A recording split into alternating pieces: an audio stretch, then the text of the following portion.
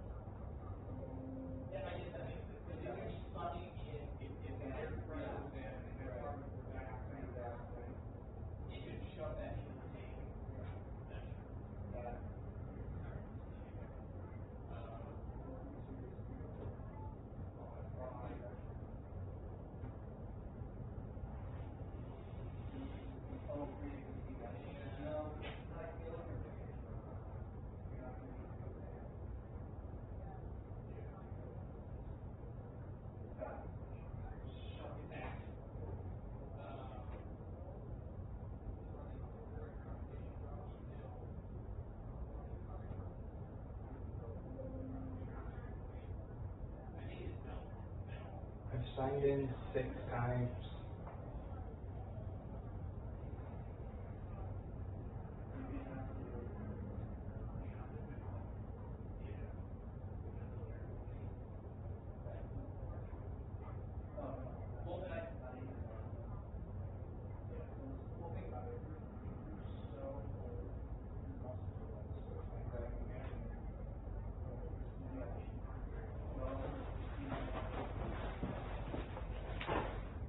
Sorry, I keep having to sign in. 5571.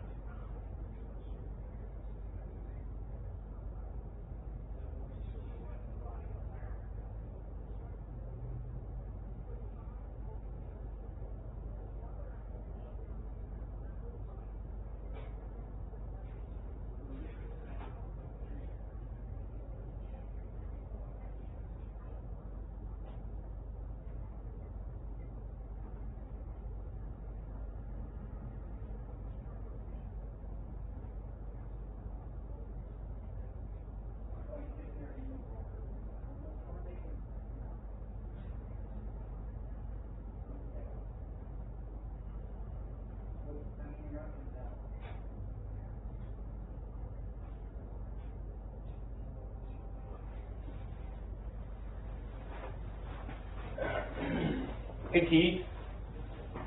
You don't need to do this on the screen. Okay.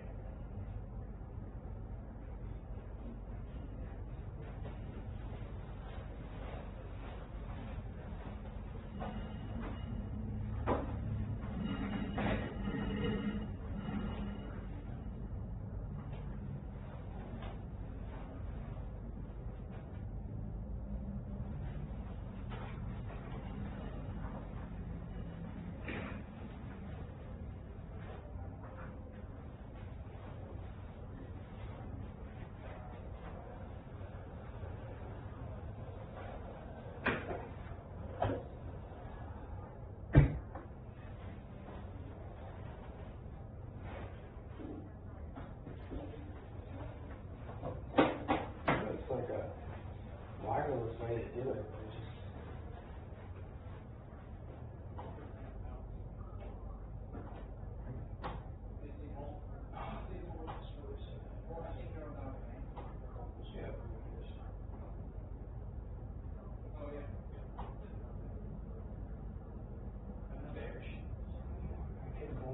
I'm like, I know it's down there at some point.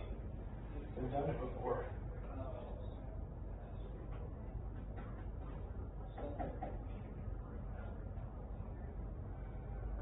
In the kitchen?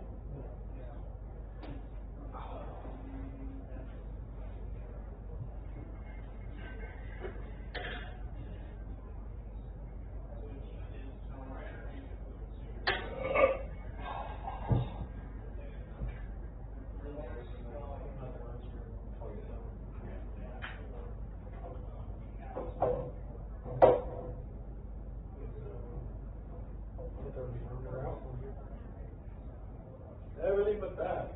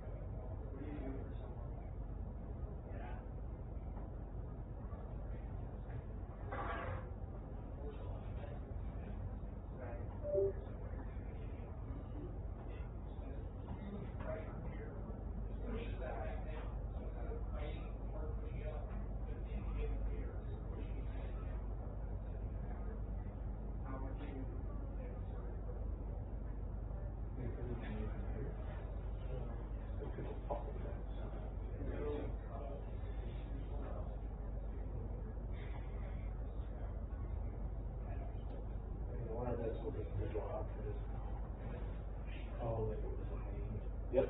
Yep, somebody changed stuff. I'm saying, it's like, I wish people would do stuff along. I mean, like, it was there the whole time. Yeah. So you went in on duplicate. That makes sense, because I was looking for that too. I'm like, it usually says training room, right? Don't usually just say, yeah, you say, Say some training room or something. yeah, somebody changed stuff. Okay. Did they all think that they know better than everybody else, but yet when you know, when you need to go use it, it's all screwed up. Thank you. Sorry. No, you're good.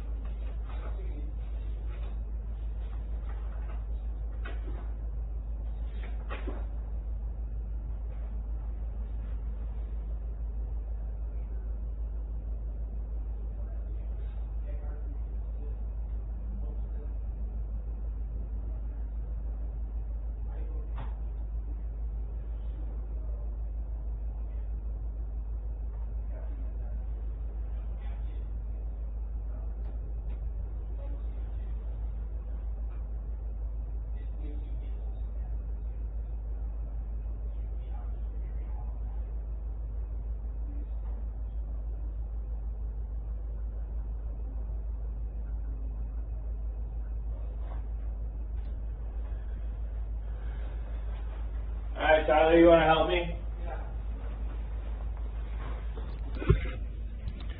So we gotta keep it going, just, it's facing you. Oh, it's facing me, okay.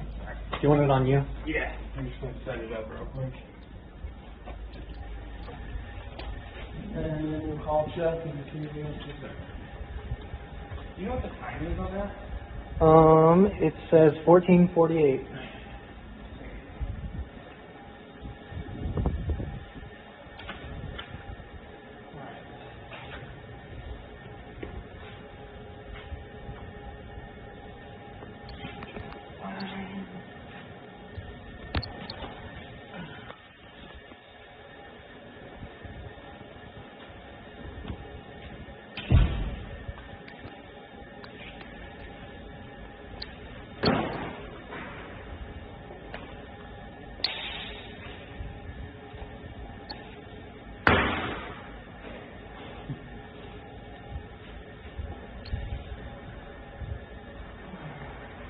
I think we're going to do a couple rooms. We're going to be simulating that this line is charged. I'll kind of explain it when I get to it.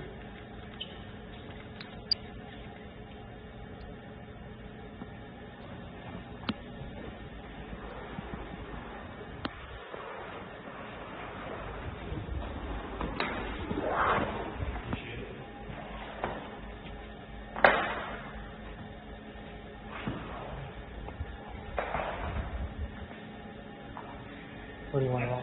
Right there. So I'm just gonna follow it up and twist it around so that we can kind of simulate going, like getting out of the fire. Mhm.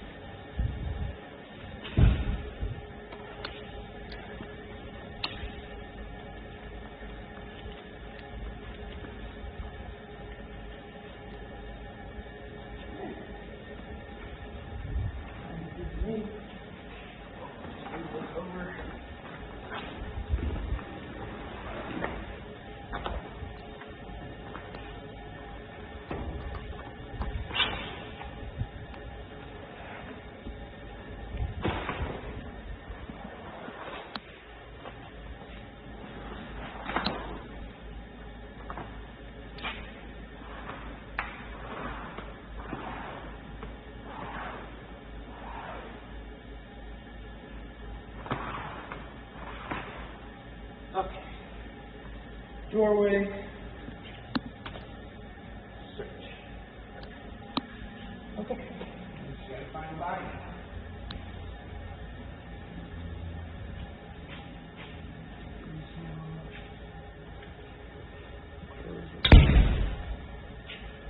That'll be a wall. It's a wall? Yeah. Okay. If all this is in here, we don't want Yeah. to get anybody hurt.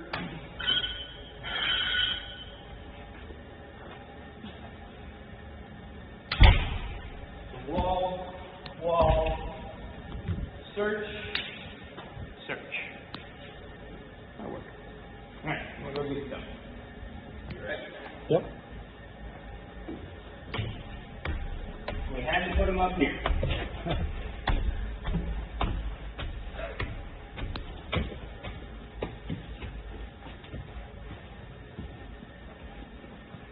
Well, I guess we could search it.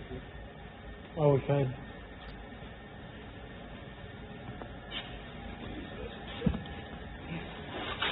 This is the body.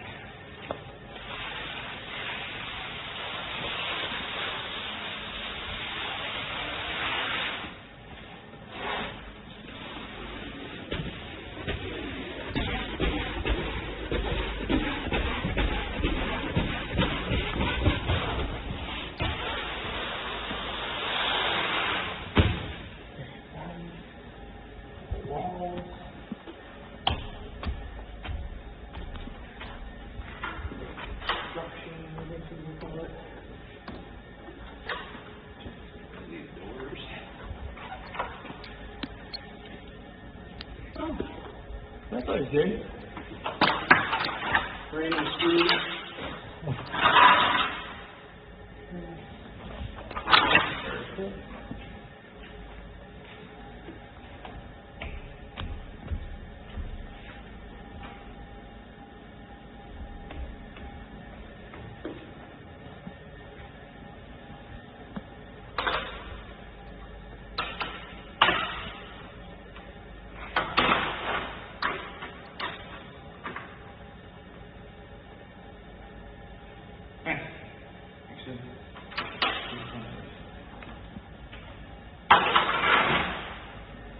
Cool. So we'll come out, get dressed, do the search. Sure, yeah. Thank you. Thank you. So we're gonna leave this going, and then if you can tell Luke or Keith to I'll tell. There we go. All right. Luke, you ready? Yeah. Whenever you're ready, sir. And then since we already have 3, whenever he comes back, you can just join. Frank comes over, I'll do my step out. Yeah, yeah. Let me finish in this one. Nope, you're fine.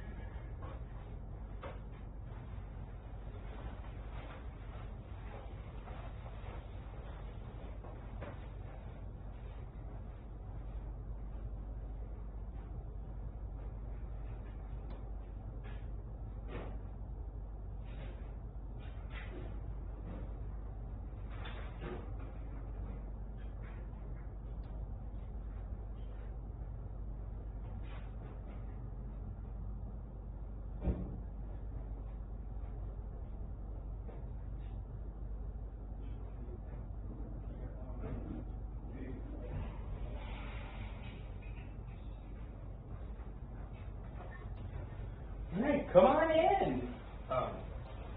Did we get a call? Yeah, it's just gonna pause the video. We'll come back, restart. Does it? I didn't know if it had to be It one. does. One continuous? Yeah. No breaks? Yeah, well, I mean, you guys get breaks, but like, yeah, it's supposed to be one continuous video. Which I don't understand, because if we get a call, I'm gonna have to stop it, so. Yeah. I mean, unless you just want me, the 3 of us, to run the call and just sit here. No, I mean, No. it's, if we get a call, I'm stopping the video. You just, when you submit it to them, say, hey, we had to because there was a call. Yeah. Okay.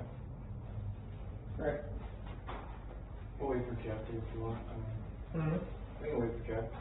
Did you let them know? As long as you guys are in the video, sit up here. Alright. I'm in the Oh, okay. let them know. Not yet, because my phone's back there recording. Would you like me to let them know? If you could. Oh, that's probably in the phone. If I could get you guys to sign in. Oh, sure.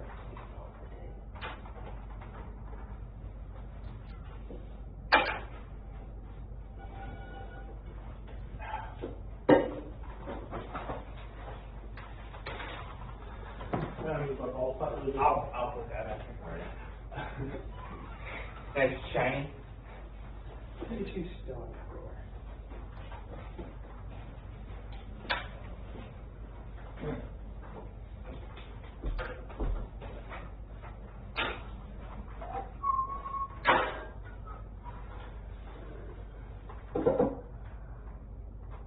So I think as long as we have 3 heads in, then we're okay.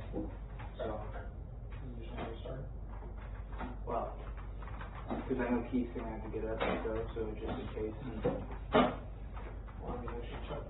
Might be coming over. over with it. With them, yeah. Because everything was broken now, so, you know. Yeah, won't be cruising. Just do anything.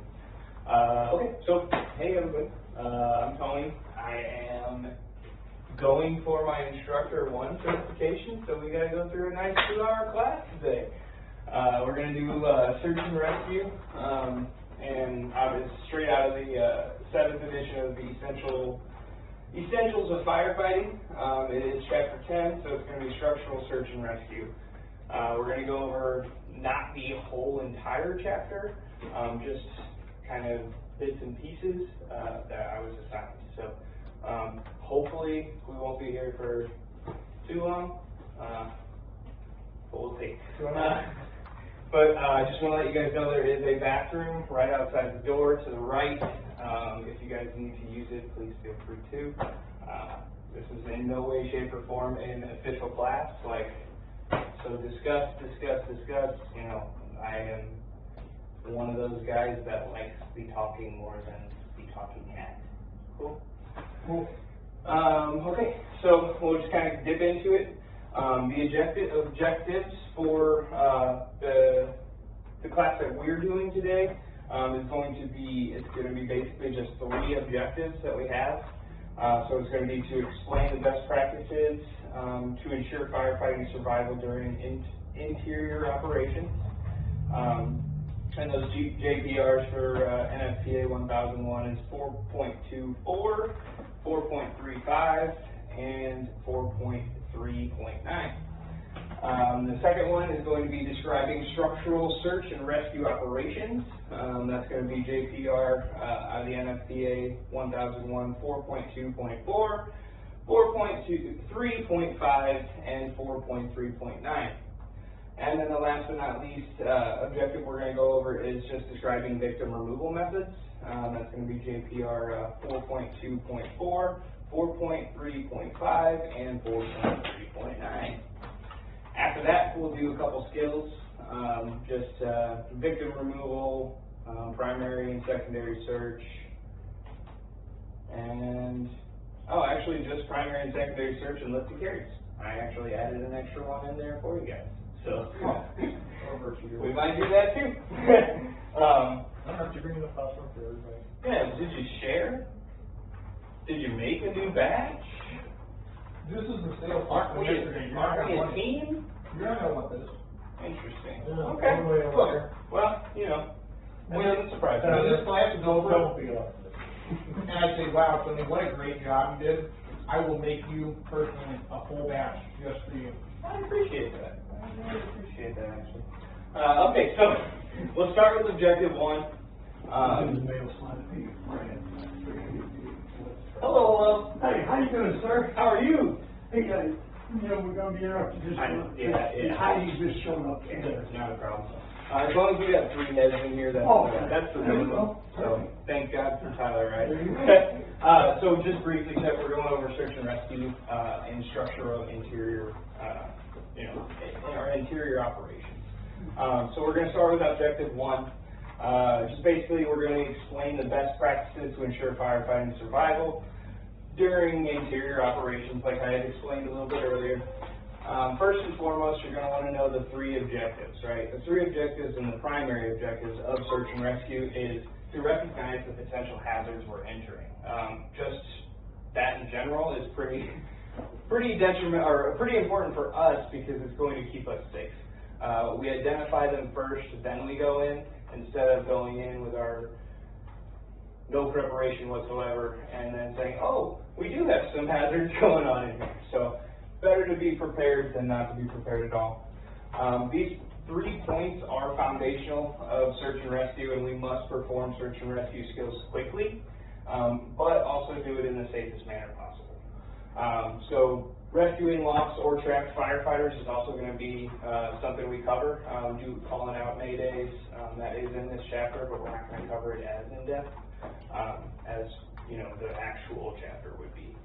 And then in escaping unavoidable hazards. So any unavoidable hazards, we have to have some type of exit route, right? So say we have to cross the line of fire, to get to the rescued victim. but we come back and there's fire blocking us. What do we do from there? We have to prep and have those secondary egress points to where we can get our butts out of there. So moving on, situational awareness, the conditions specific to search and rescue, they should be communicated. Communication is everything in the fire service, I feel. You know, so when Chuck tells us to do something, we want to repeat it back to him so that he understands that we've actually digested the stuff that he's told us.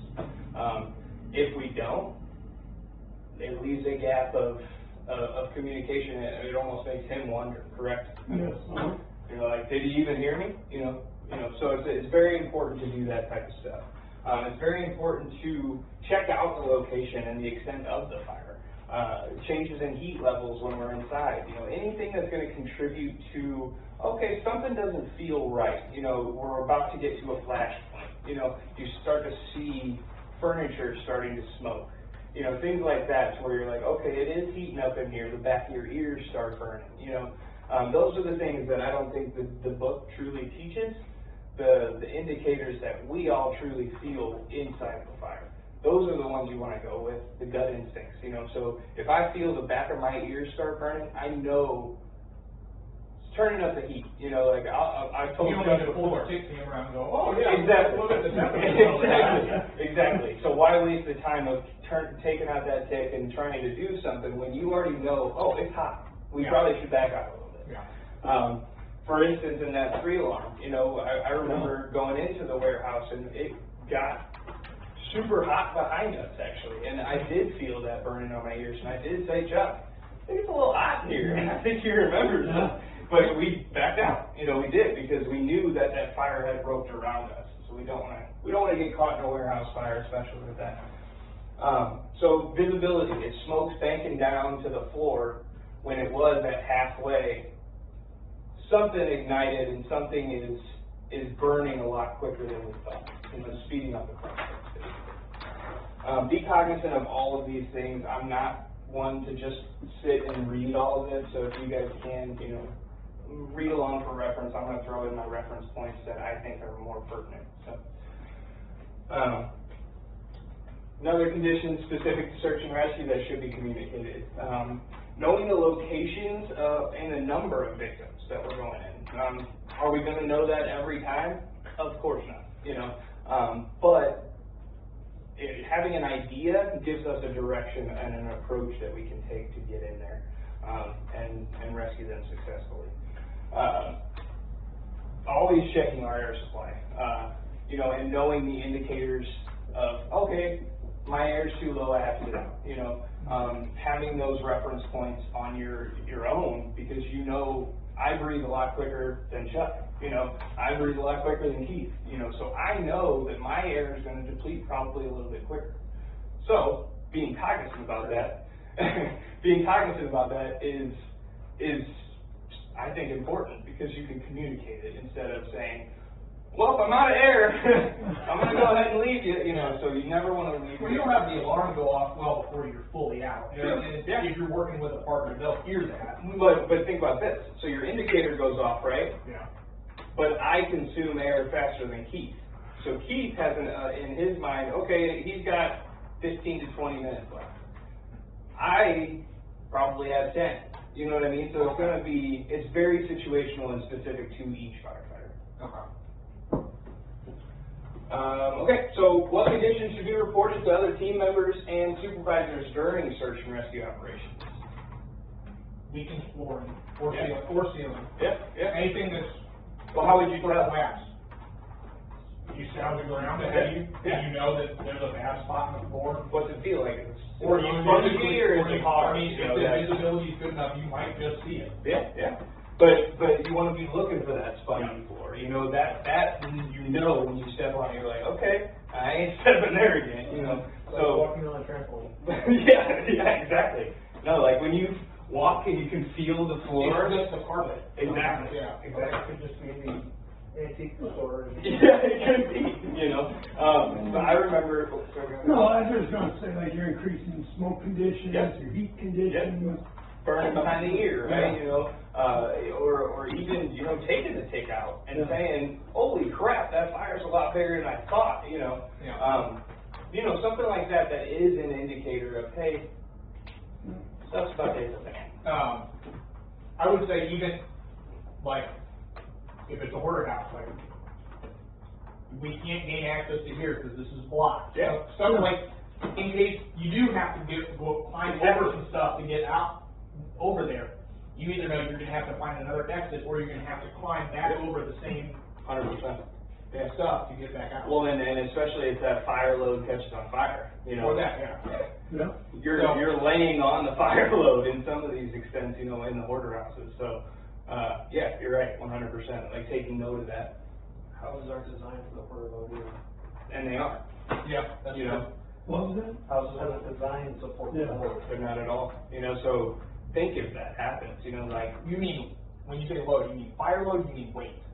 The weight of all the product that they put into the house. plus the water that we spray on it, you know that is going to drop. Okay. Good job, guys. So personal preparation for survival. You know, as I think everybody in here knows, I'm pretty OCD about preparation and things like that. Anything, you know, I could do to prepare before, I'm gonna do. So, you know, just like Chuck takes us through, you know, during inspections, it's a great point to go through them and prepare yourself with the layout of just, you know, what building we're going into. It's super important to do that type of stuff, but it's also super important to check your equipment. Checking equipment, I know, is one of those, I don't want to say it's a complacency issue in the fire service, but it's a complacency issue in the fire service. We're all relying upon the shift before us that checked it out, right? But it's like, no, you have to check your stuff out. I know, for example, here, a firefighter got screwed due to the SCBA not functioning correctly, correct? No. Yeah, so I mean, that's the importance, you know, like, They just relied that their bottom was connected. Exactly. You're just, instead of checking it out, actually breathing and sucking that air in and being like, wow, okay, it works, you know, and you just check it and leave, you know, that's a complacency issue, quite frankly. Practice your maydays, you know, what do we do in maydays? I know we've all been through it, so what do we do? At least where you think you are. Yep. You might not be there, but what Last you think, known position, or if there's any, even if you can't say this corner, whatever, or this wall, something notable in the room that maybe you can make out, like, hey, I know I'm in the bathroom because I can feel a toilet. Yeah. You know, something that people have an idea. Your level of air. Yep. Whether if you're trapped, if you need a tool or something to remove yourself. Yep. Resources and assistance. Am I missing something? Who you are. Who you are. No names, no names, Yeah. just your Yeah. assigned position on the truck. And set off the pass. Yep. Set off your emergency button on your radio. Yep. Yep. Okay, that's true. We have Orange tons of button, indicators, right? We really do. And Flashlight on. here's the other thing, though, is that are you going to be very likely to say, oh, I'm stuck, I'm going to call a mayday? No. Nope. Trying to get out. I guarantee you, our machismo firefighters are going to say, well, I can get out of here. It depends on how stuck you are. If you know, Does it depend how stuck you are? I mean, try it a little bit. If you clearly feel that you're not making any progress at all, I don't want to endanger another team coming in if they don't unnecessarily. But I agree. okay, my foot's trapped. I've given it, 30 seconds to a minute, and I still can't get out. Okay, then yes. Yeah.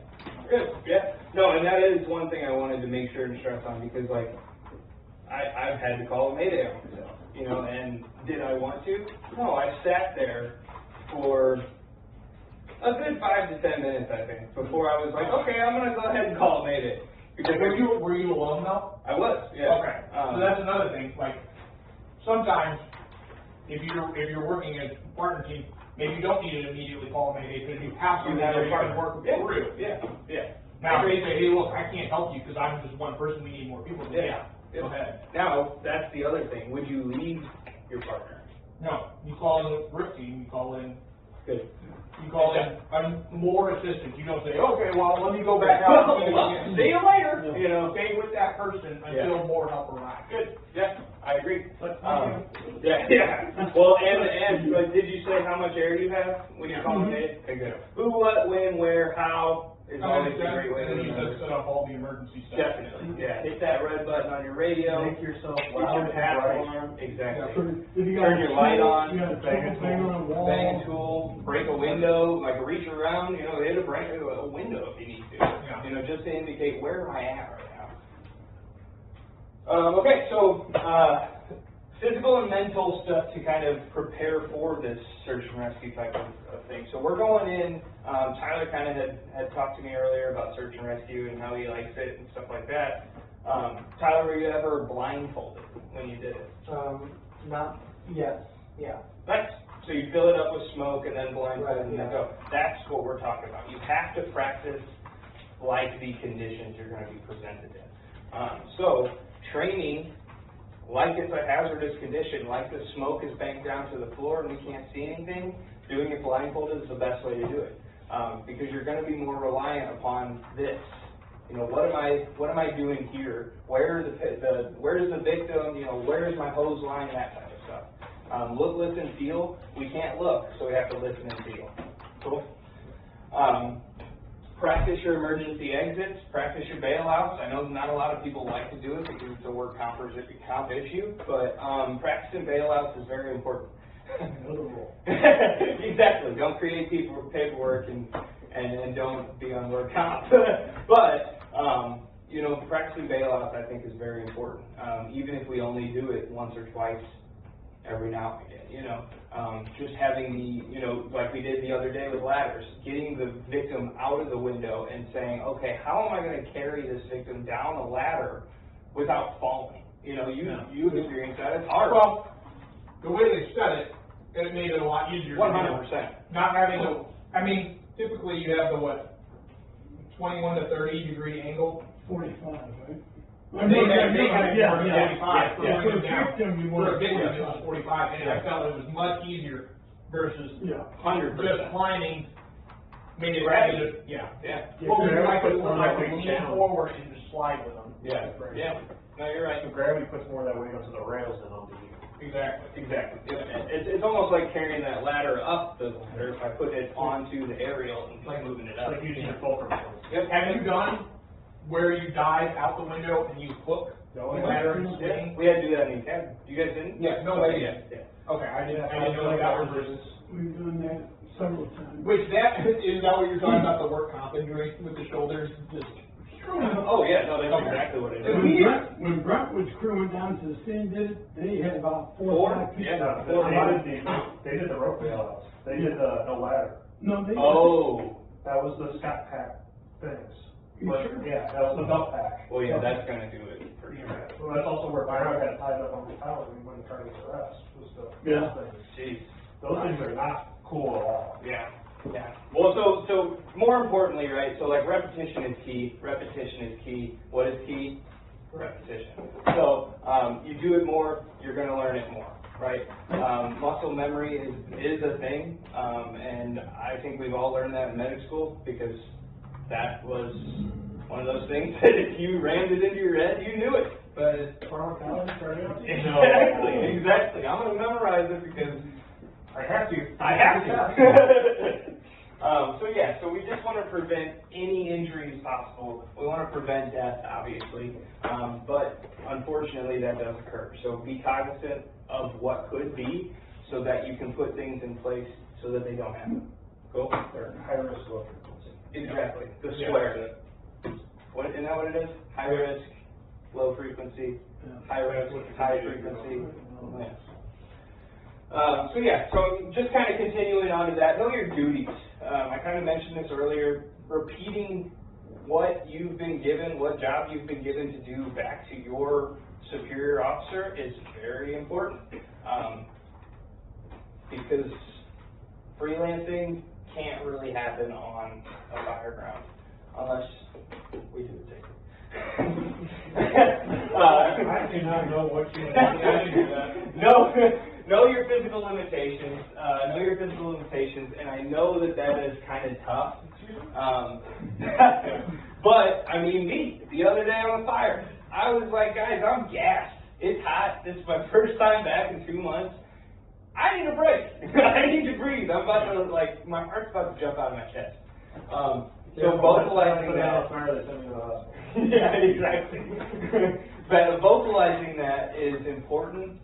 As embarrassing as it is, quite frankly. You know, I was embarrassed as hell, but Everybody was beat up. but I also understood that I'd rather be embarrassed saying I'm fatigued than going in there and hurting somebody else, and that's where that kind of egotisticalness needs to get thrown out, because I could have just given up in a fire and just said, all right, you got it, you know, that's never a good thing to do. So just vocalize your needs and your limitations. The first one, obviously, always make sure your PPE is working. We do that. We spoke about that earlier. Just checking it daily, that we're here, I think is important, and recording it for, just in case purposes. So look out for the members of your crew. You had a good point there, Luke. You never leave your crew. That's something I think that has happened to me in the past that I hated and still regret.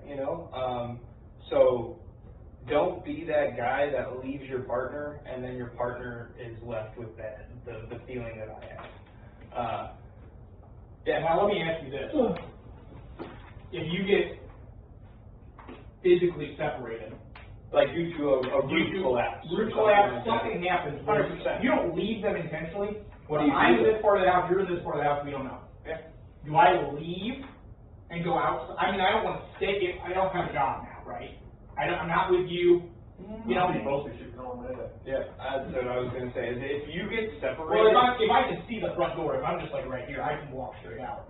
But I don't know if there's a collapse in the room. I don't know where in the structure you are. I can't go find you by myself. But You want to go and call Mayday. You want to call Mayday. Oh, I'm reporting your meeting in case you're incapacitated. I've been separated by my I'm not- partner due to a floor collapse. Either you both are, or you're doing it for the other person. Okay.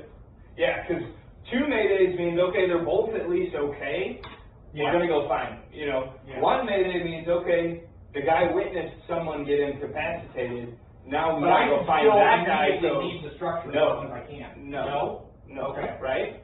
Yeah, not necessarily, yeah. You stay with them so that when they get here, when that help I gets can here, point you can to- help and say, hey, this is where it happened. So he's probably on the other side of this, Yeah. or something like that. I need a blah, blah, blah, I need a saw, I need something to cut this open so that I can see and make sure that he's okay. Okay. Sure. Yeah, no, that makes sense. Never, ever leave him. I know that sounds weird, but it's true. Don't do it. Just.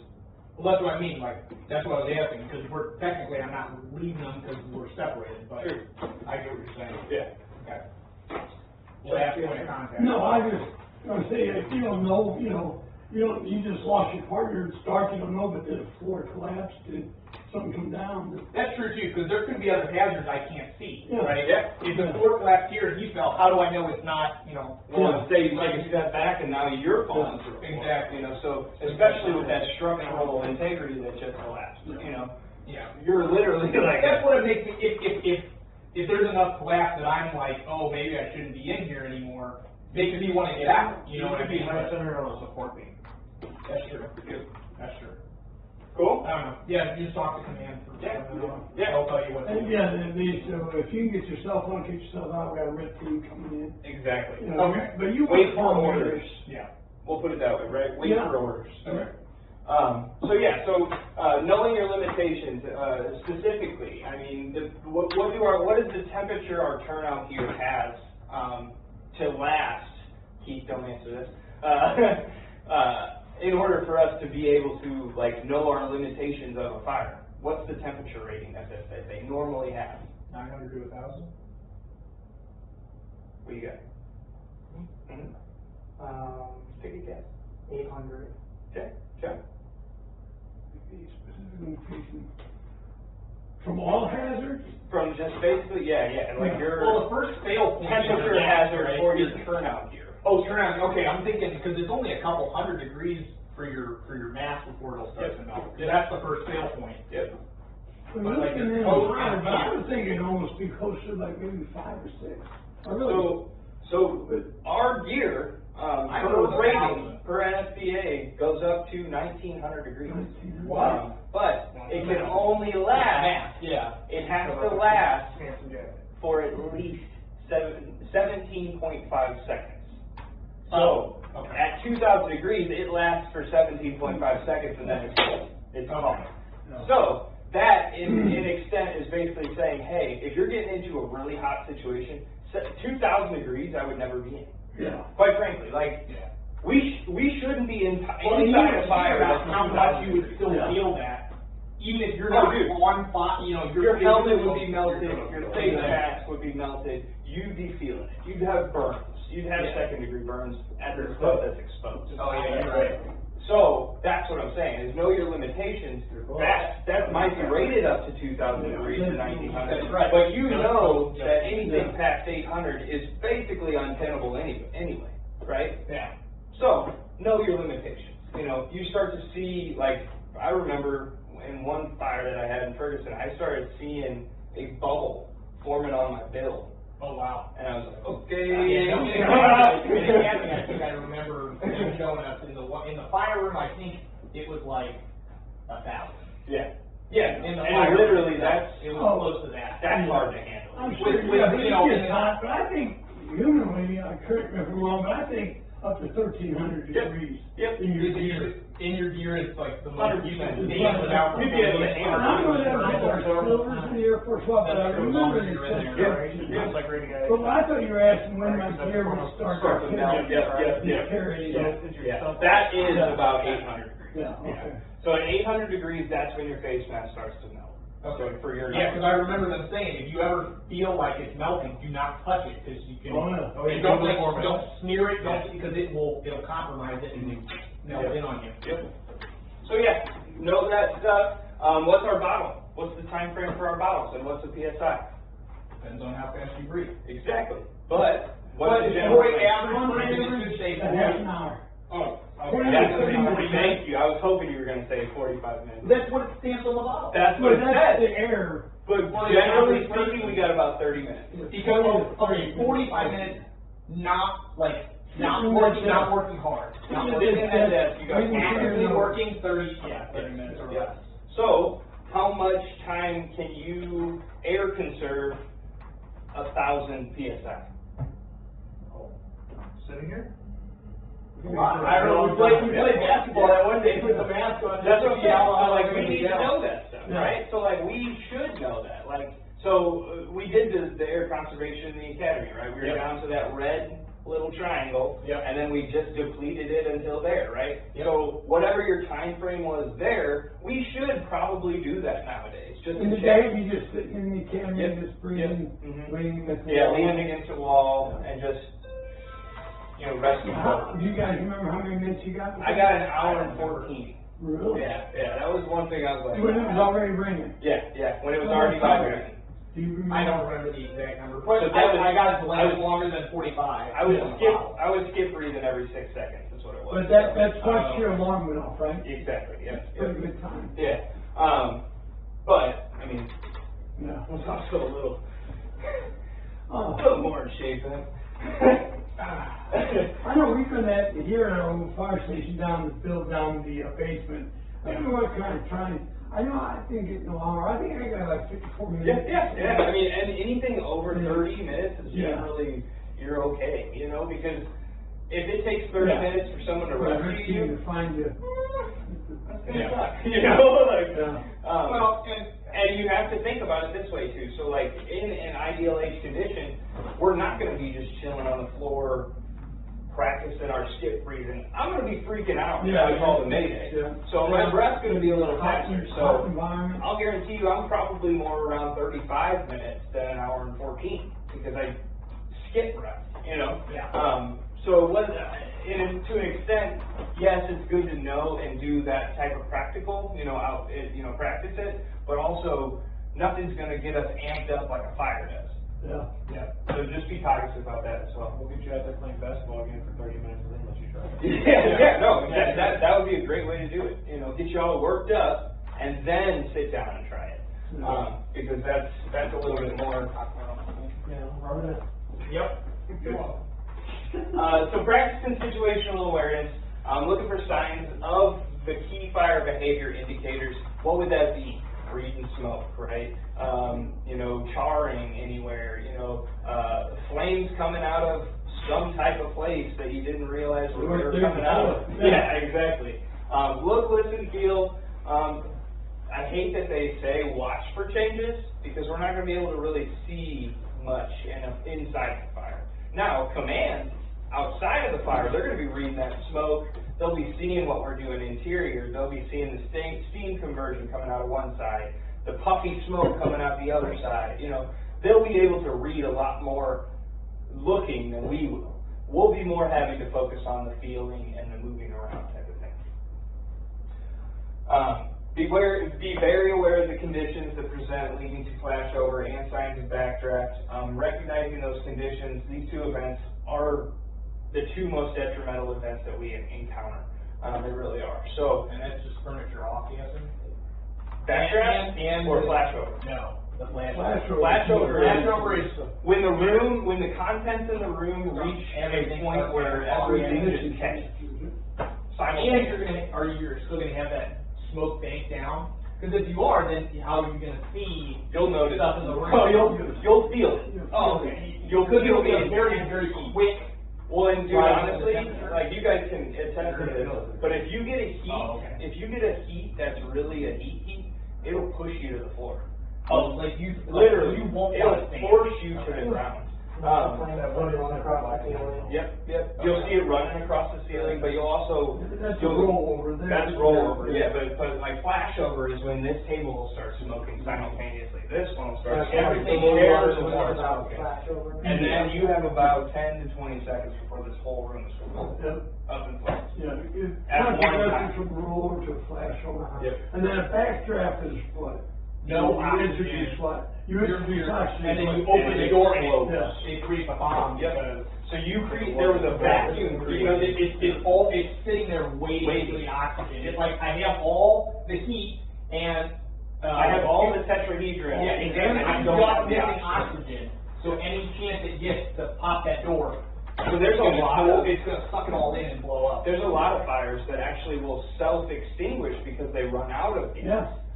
or run out of oxygen. But there's that one point to where you introduce that oxygen, it's gonna. So what is blow up. the best thing for that is to Read the smoke before you go in. vertically, so they can get all that out of the Yeah. room before you open that door. Very Like if good. it's self-extinguished, obviously I can't just sit there. We have to do something to clear that room Yeah, of all that, 100%. all the smoke, and fuel, unburned. unburned fuel. Yep. So, okay, getting it go vertical instead of Break down that tetrahedron, basically. Yep. Good job. yeah. So recognizing the psychological stuff that we would encounter during search and rescues, this is kind of self-explanatory, but this is the practical importance. You know, if we do it over and over and over again, that fear, that anxiety, that type of stuff kind of goes out the wayside because we know what we're doing at that point. You know, I don't want to ever say that it's completely gone by any means, but it helps a lot when you know what the fuck you're doing. It really does. I do. Fear starts to subside. Yep. Yeah, so, you can get disoriented very, very easily in fires. You really can. Like, I remember when me and you were walking through one of the fires, and I kind of did one of these, like, oh yeah, I'm right here. You know, like, it's so easy. It really is. But that's the difference between, okay, where am I at? Oh, okay, I gotta go this way, versus, okay, where am I at? And then freaking out, you know. Several years ago, I got turned around in that burn building out in West County. Yeah, Well, so as easy. many times as I got in there. Yep. But they really, you know, they rearrange it every Yeah. time. Yeah. And I could have sworn I was going toward the exit, and I was going literally the opposite way. Yep. Deeper in. It's so easy to do. And It that's really is. actually, that's Yeah, what we were draining that body out. Yeah. A hole, Yeah. a cup. Yes, exactly. Oh, yeah. That's that key. The day we were draining that body out. Yep. Yeah, just follow, Yeah. follow the hose back Yeah. out the door. Yep. Yep. And what is it? What's the key to that? Smooth bump. Yep. There you go. Perfect. Thank you, Tyler. This guy. He's good. He's gonna be a future gun dealer. I was gonna say he Let's go down somewhere and make some good knows ones. his stuff. So obviously tips for overcoming the psychological aspect. I always just say this says be calm. Easier said It than makes done. me want to punch it, honestly. Yeah. Like, okay, be calm and fire. There's really no such thing, honestly. No adrenaline whatsoever. I say channel the duck. And I know that this is weird, but be calm above water, but be paddling like hell underneath, you know? So, you're nervous as hell? Okay, I get that. We all are. You get a little bit of anxiety, that's cool. But don't show it, you know? Keep your head, you know? You can be as nervous as hell. That's okay. I was so nervous going back to that first fire, just being off for 2 months, you know? But, be a duck, you know? Other than that, this reinstates the communication aspect and the importance of breathing techniques. If you guys don't practice any type of breathing techniques, I highly recommend it. Any type of situation you get in, you just go ahead and I do the square breathing. Where it's like inhale for 4, hold for 4. Yeah, exactly. Inhale for 4, hold for 4, exhale for 4, hold for 4. Yeah. Perfect. I always like to do an inhale for 6, hold for 3, exhale for 6, hold for 3. So it's a little bit more of a rectangle breathe. So a review question for you guys, what's 3 actions that we can take to better prepare ourselves for survival in a hazardous condition or an ideal age? Bring a tool with you. Perfect. Know how to call a mayday. Know how to call Mayday. And to communicate with your partner. Check your gear. Oh, okay. Check your gear. Practice. And yeah, know how to call a mayday just in case. Who, what, when, where, how. Just remember that. Okay, so mayday situations. What types of situations, I know it says it up here, but what types of situations can we get in that we should call a mayday? Wires under your bottom. Boom. Perfect. Like entanglement. Yep. Yeah. That's probably one of the most frustrating things to get out of. Yeah. Knowing you're deep in a building and you have 5 minutes of air left. Yeah. Are you going to try and evacuate, or are you going to call a mayday, or what are you going to do? You know, that's the decision point of, okay, I went a little past what I was supposed to go to. Should I call a mayday now, or, you know, insert my foot and say, okay, I call a mayday and I need to have somebody else come in, or do you evacuate yourself? You know, that's all decisions that you have to make on the fly. We're never going to, I would never say we should backyard or chair, you know, couch coach from that. You know, those are decisions I think that you have to make in the moment. These are just a couple different examples of what you probably should call a mayday for. So determining tenability, that's kind of iffy sometimes. You can't really determine it if you're balls to the wall just running in and fighting the fire, right? So you have to take your time as you're going in and looking around, like Chuck did on that one fire over there. He was like, if we could hit that with a 2.5 hit transitional attack, we can hit it from the outside and make entry from there. What are you talking about, Barry Oaks? Yeah, over on Berry Oaks. You guys were at that fire? Yeah. I know the people who were there. Oh yeah, yeah. I mean, it's a good fire. That's for sure. Heat levels and duration stay within acceptable limits for SCBA and PPE. Obviously, we're not going to go in, like I said, in a 2,000 or 1,500 plus degree fire. That's stupid. It's life, property, but we also have to protect our lives first. As unfortunate as it is, people die in fires. We can't reach them. So yeah, that's one thing that is very unfortunate, but we have to weigh the risk. Not enough for us. Exactly. We know it's non-survivable if there's anybody still in the field. Exactly. Anything over generally 800 degrees is untenable for life. Now, say you are in that fire and you're that person in the fire. What are you going to do to kind of protect yourself or try and stay alive as long as possible? Find a safe haven. Either, Oh, yeah, we'll find talk about that in a second. uninvolved room. Good job, Tyler. Yep. Damn, I like it. So untenable environments, you know, they're not necessarily dangerous to life and health if proper level of PPE is provided, okay? Like an example would be like most interior fire environments are untenable for unprotected victims, obviously, like we just spoke about. But we just walk right in, you know. So there is kind of a type of risk versus reward type of aspect we have to weigh. If that makes any sense. Yeah. Environments may remain tenable for firefighters as long as no evidence of structural collapse is apparent, and heat levels, you know, are going to help protect, as with our PPE and our turnout here. Okay, so other than that, let's see here. We're going to, but I do want to say the bottom part. So if the environment does become untenable, personnel must be alerted. That is this part right here is the most important part of this slide. And that's have really to long blast. Yes. Yeah. You can do it with the horn, burr, burr, burr, you know. Or if you're inside, get on your radio and say, "Hey, Chief, it's hot here." You know, I think we need to reassess. You know, something like that would be the best course of action I would recommend. And Chuck, jump in. Yeah, no, I agree. So Tyler, identifying safe havens. What is a safe haven? What can be classified as that? An area protected from the smoke. Perfect. What is the most important part about creating a safe haven?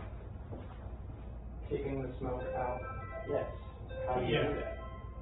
Like in stairwells that have the positive pressure, so that when you open the door. Perfect. I'd say it's even as simple as closing the door behind you. Close the door, open the window. Yep. Right in the bedroom. Yep. I'm gonna go, if I have to create a safe haven for myself, I'm going into some random ass room and I'm closing the door behind me and I'm getting as low as possible because I know that the cool stuff is down here. You know, so like I'll literally live down here. You know, you'll call me the gutter man. I'll live there. You know, I'll do whatever I got to do to survive. Right. So. Well, you tell me. Plug a hole in the drywall and literally stick your face in the drywall because you have void dead air that's unaffected by smoke most of the time. Yeah, 100%. Unless it's, you know, like a balloon frame. But yeah, you're right. Poke a hole and get air where you can. This one even says you can literally push your chin to your chest and just pop your mouthpiece. There's some residual air in your mask. So you can literally just breathe off of that for a little bit if you need to. You know, times get tough, be resourceful. Breathe off that nose. nose. Overcome, that's what we do. Just like this. Yeah. Put it on fog. Yeah. Literally. Breathe off that nose. Well, and that's the thing. If we have a hose line, you know, I'm doing that. I'm not going to lie to you. If I'm in a bad situation, I'm kicking that on a fog and I'm breathing off of that because you can feel the air going by that. You know, so it just makes sense. Yep. So what hazards must firefighters be prepared to face during interior operations? Exactly. Yep. Everything. Like, throw the kitchen sink at us because that's exactly what happens. Literally and figuratively. So yeah, I mean, fire that wraps around you. Let's see, entanglement, collapse, being low on air, you know, over anticipating, you know, PPE malfunction, you know, all of these things can occur. A crazy kid that's in the house that you didn't even know comes and attacks you and rips your mask off. You know, like, things like that happen, you know. That basement full of exotic snakes. Yeah, exactly. a venomous snake bite. You never know. Like, so, you know, we have to be prepared for these things. Yeah, I ain't going down. You Make it burn. You close the door, you're in the safe haven, you look over and there's a there's a wall of snakes. You're like, oh man, which room did I go into? I'd be like, I think my chance would be. yeah, I said that ain't snake haven anymore. Good job. So principles of air management, always know on that there you have pretty self-explanatory. Do you go by actual number, or do you just, when you're in a fire, you just look at the boxes? So I'm colorblind. So I Oh, that's can't right. follow Yeah, those buttons. well, I can. I mean, know there's I 4 count of them, you can count them. Yeah. I count them. So when I'm down to 2 bubbles, I know that I should be thinking about getting out. Yeah, because I'll be honest, there's been a few times where I physically I've never been so low on air where I've been like, you know, I just go by Yeah. What's on your head? just the colored boxes. Yep. I've been doing this a long time, and when my bell sounds, I know I'm low. Yeah, exactly. It's an You know, indicator, it's just right? like when command's trying to call you while you're with the guy dragging a 1 3/4 line through the house. Oh, hold on, let me. You can't hear. Yeah, hold on a shit. sec. Let me, Yeah. look at my hair. Let me not help you do the stuff we've been sent to do, so I can go talk to my team. Yeah, exactly. And inform your IC is what they say, But we want to inform IC when it is okay, we're too hot, we're getting out. We're not going to be like, hey, we're making entry, hey, we're humping That's what hose. they want us to do. That's what they want. And it's ridiculous. Yeah, it is. It's like you're talking so much, you can't get any work done. Well, Like, what When are you're you using air, don't forget using air when That's you talk. exactly. That is exactly what I was going to say. What are you doing when you're doing that? Yeah. You're wasting air. No. You're sent in for a purpose, but yet you're going to waste all of your air in your life source To let to them just let them know we're okay. We're going to the 2nd floor now. Yeah. We're experiencing hotter. Of course, you're going to experience hotter. Yeah. Right. Yeah. Hey guys, there's a fire on fire. Yeah. Oh, yeah. Hey, I saw a flame. Oh, I've made it to the fire room. Great, put it out. Exactly. Like, can we flow water now? That's why I say out of West County, women room, right? Yeah. With the ladders. I don't need anyone out there telling me how to work a ladder. Exactly. I've done it since I was 30. But I appreciate they're just doing it the way they teach. Yep. But they do have that thing that, hey, this is how we do it. You do it how many times they 100%. do it the way you want it. Yeah, the Glendale way. What song you want to use. Yeah. They're good about that. They're just teaching the way they Yeah. Well, and that's kind of the thing about St. Charles County. And I'm not trying to poke on them or anything like that. But what do? 90% of the time, they go defensive. Oh, I didn't know that. Yeah. Really? They don't really go into fires. And because they're so big that they can't, but they have to start defensive? Their theory is their duration of time to get to the fire. And the houses are so big with the new construction that they burn too quick to where it is not a condition for them to be tenable inside. So they are worried for collapse. 100%. That's because the gusset plates? Is that what they're called? Yeah, the gusset plates go They're in. just standing. Quarter of an inch. They go in about 5 minutes now of open flame. Yeah. So that's the whole thing. Not heavy timber anymore. Yep. They're just not made like they used to be. And I know that sounds old. Maple 2x4s instead of 2x4s. Well, anything thinner is going to burn faster. Particle board. Particle board is a bunch of And that's thin. a lot, even lighter beams are just a bunch Particle of board. Yeah. Yeah. together. So they burn way quicker. We're living in tinder boxes basically. And so that's, I think, one of the reasons why they don't go interior a lot, which I kind of struggle with thinking about because it's like, Yeah, I mean, You wanna protect your property. Shot until it gets there. 100%. We're not talking about a mobile home here. No, yeah. I mean, you're right. have you ever gone interior in a mobile home? Oh, you Yeah. do. You Yeah, have, I have. but they go up Okay. quick, yeah.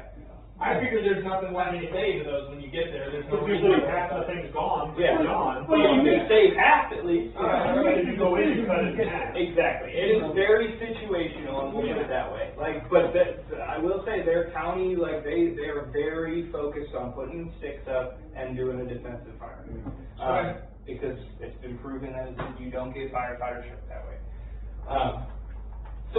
So pressure gauge checks are pretty optimal, before the fire. You don't really want to be freaking around with your pressure gauge check as you're in the fire saying, oh, I can't get this to work.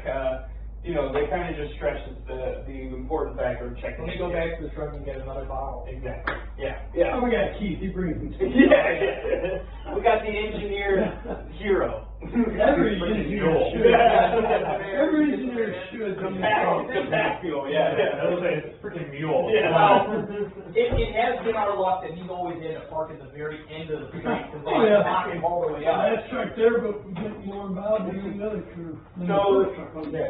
So point of no return, basically. Point of no return, meaning like A lot. we're out of here, you know, we're, you know, something like that. You know, where we've gone too far, like I said, we're in a big building, I got 5 minutes of air left, and I got 10 minutes of finding my way out, you know. That's the point of no return, okay? So what am I supposed to do there? If I know that I can take 10 minutes to get out, or I have 5 minutes of air left, what are you going to do? You know, that's where it becomes, okay, maybe I should call a Mayday. Maybe I should look for a secondary egress, you know. Before I call that Mayday, I'm going to look around and make sure that I can get myself out first. But that's just me. That's just me. So yeah, obviously always follow your SOPs. You know, if our SOPs say, hey, if you're below 1 click on your bubble on your heads-up display and you got to get out, then follow that SOP, basically. What's another option? What's another option? Buddy read. Yep. Yeah. Yeah. That's Equalize both your tanks and walk out together. You know, That's true. there's nothing wrong with that. You know, especially that, and we'll talk about that in a sec. But yeah, that's a huge option. The importance of communication and knowing warning signs during firefight or operations will limit the occurrence of reaching a point of no return, and that's, I think, the most important point that you get out of this. When that point is reached, though, it's important to make it known to your crew, your captain, and, you know, IC, and maybe even call Mayday. Air consumption varies widely from individual to individual, as I had mentioned earlier, but that kind of just stresses the importance of knowing your, you know, cylinder, what it's rated to, and the indicator of the actual operator.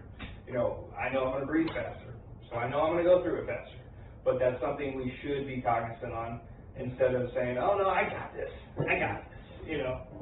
Why? We're doing a job, you know. So air management, we can beat the dead horse and talk about this all day. Know how to conserve your air, never leave your team, and let IC know what's going on, you know. I think this PowerPoint is also about repetition and key. Because it's very repetitive, but it's very important, you know. Well, that slide just answers your question. Yeah, leave my partner do stuff around. Never. Yeah. You know, and it's very seldom we say always and never, you know, honestly. Yeah. But I can honestly say I would never. I wouldn't leave them if I still knew where they were, right? If I can see them on the ground trapped, but I can't get them out. What I'm saying is that if we're both lost, or if just they're lost. It's just their loss and you're with them? They're near you. No, like, or they're trapped and I just don't know where they are. Do you So I call just Mayday? stay there and become, Yeah, you it's call part of the Well, ritual. yeah, and you don't want, I don't want to. No, this is But you why don't want to kill yourself in the process. Exactly. Now all of a sudden you're out of air. You know, we got one victim. We don't want to have two. Exactly. Okay. So you've done your Mayday. You're going to give them just what you said, who you are, where you're at, what you know, and then make your way out if that's what you're asking. Yeah. Don't kill yourself. Sit here and go, well, he's here, but I can't do anything, but I Yeah, can't no. leave. I gotta sit here and wait. Yeah. We don't want two victims. Yep. Do what you got to do to do what you think is right. We'll put it that way. Like whatever is going to be best for you and your partner. You know. Like, Well, if I can stay and help because I can either tell the risk team they're Yeah. where it is. Yeah. If I have a purpose of still staying in the structure, yes, I'm going to stay with them. Perfect. But if I'm useless, I don't have anything, I'm tired, I literally have no more energy, or I'm hurt because part of it fell on me and I broke my foot, Yeah. then I need to get out. You know, because me staying in the structure is not helping them. It's not going to do any benefit. Yeah. Yeah. We'll put it this way: put benefit versus like detriment. Yeah. You know. Yeah, the risk reward. It's a big scale to kind of weigh. You know, am I going to be beneficial if I stay? Well, you said never, so and it's like, well, That's me, and that's my being personal. You know, like I'm saying, I wouldn't, because I know that I can, unless something like that, say I have a broken leg or my air's out or something like that, yeah, you got to do what you got to do to protect yourself too, you know. But if I have all the resources I need and I can contribute to getting my partner out, I'm going to do that. Sure. Yes. Okay. Yeah. Let's see here. Obviously, staying low to the ground, you know, creating that safe haven like we talked about. Staying low to the ground is always going to be the lowest temperatures no matter what, unless you're on the second floor. But you'll still be at the lowest temperature on the second floor. Obviously, you go through your buddy breathing, you know, techniques like we do at West County. It's very important, you know, to decide, okay, do I hit my bypass valve? Do I just get the regulator out of the rip pack and put that on him? You know, have those different options in your head just in case a couple of them don't work. Cool. We always have third and fourth, like secondary and third plans, to do just in case. Cool. Possible solutions to an air emergency. If trapped or disoriented, stay calm, activate your paths, and make it known, make it loud. You know, like shine your light. You know, do something to let those people know where you're at, even if it's you're not using it as. If you're not yelling, I mean, your path is being loud for you. If You're kind of I'm yelling, somebody's here. Oh, you want I'm wasting my air by yelling. I already have a path for me. Exactly. You know, I'm not going to yell over the path. 100%.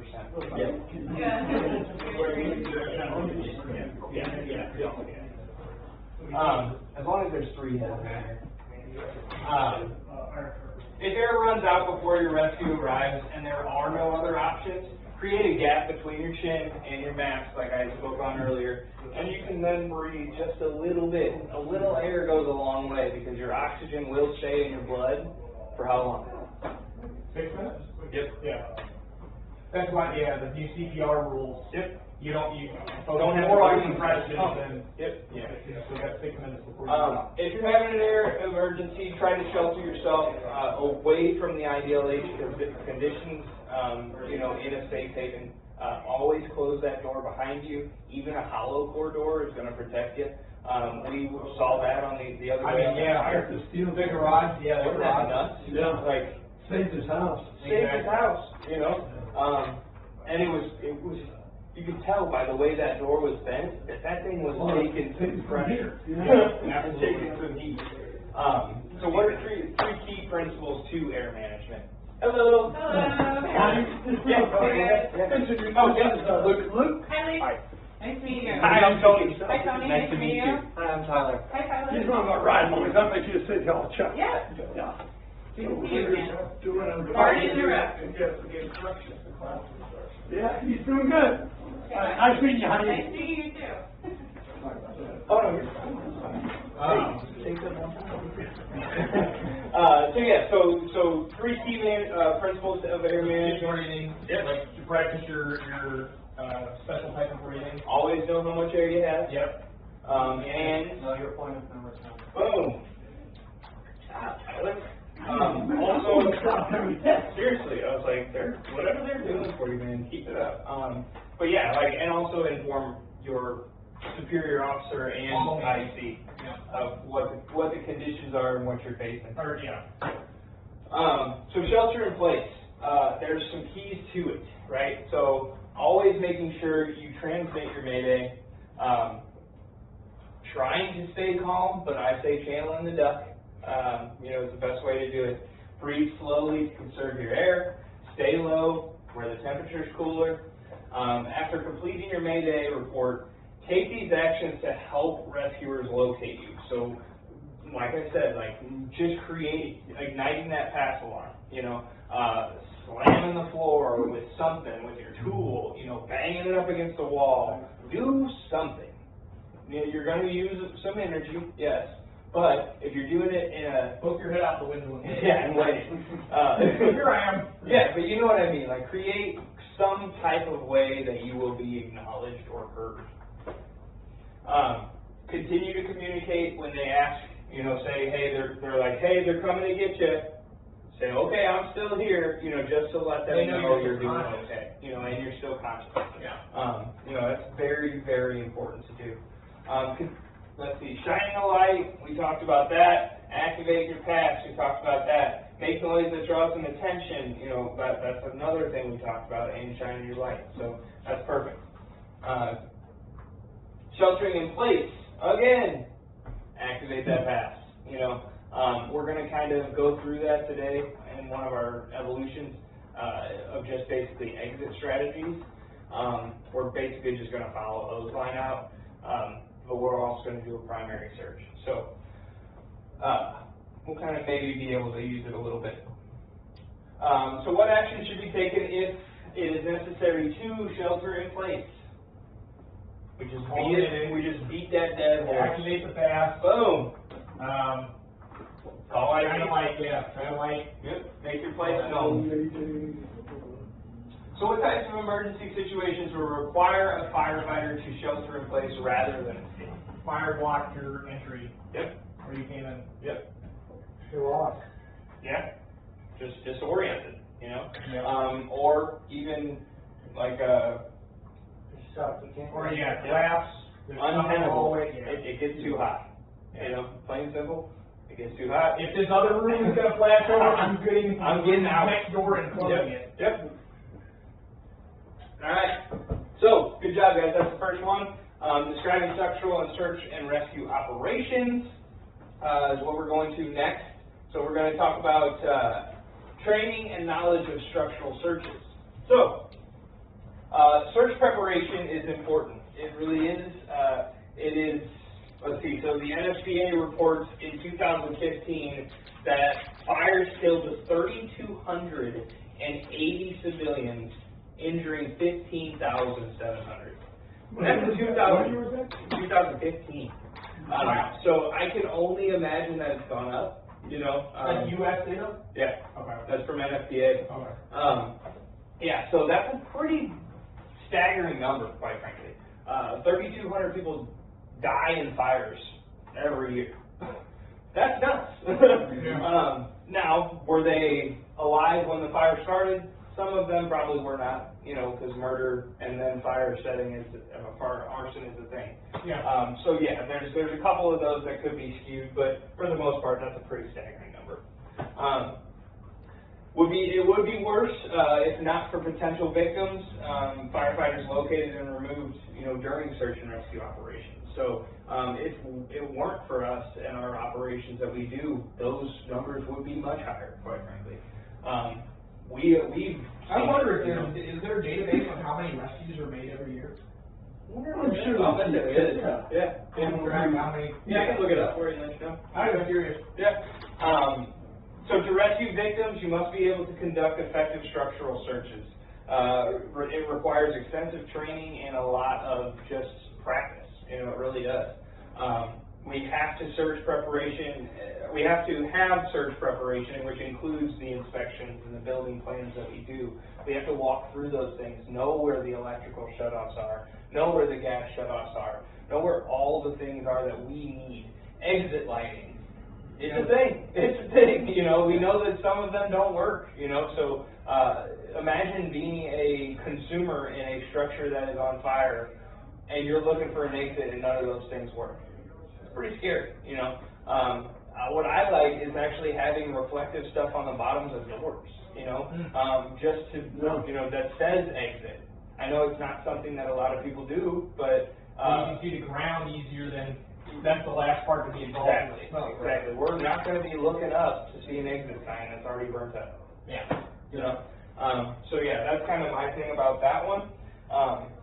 You know, search safety guidelines. You know, fire isolation procedures. You know, search markings used for your jurisdiction. You know, up in Ferguson, we had to have reflective numbers on each door, so that we knew, okay, I checked one, and then we had these markers in our pockets, basically, that we would actually draw through that number, so that we knew it's already been checked.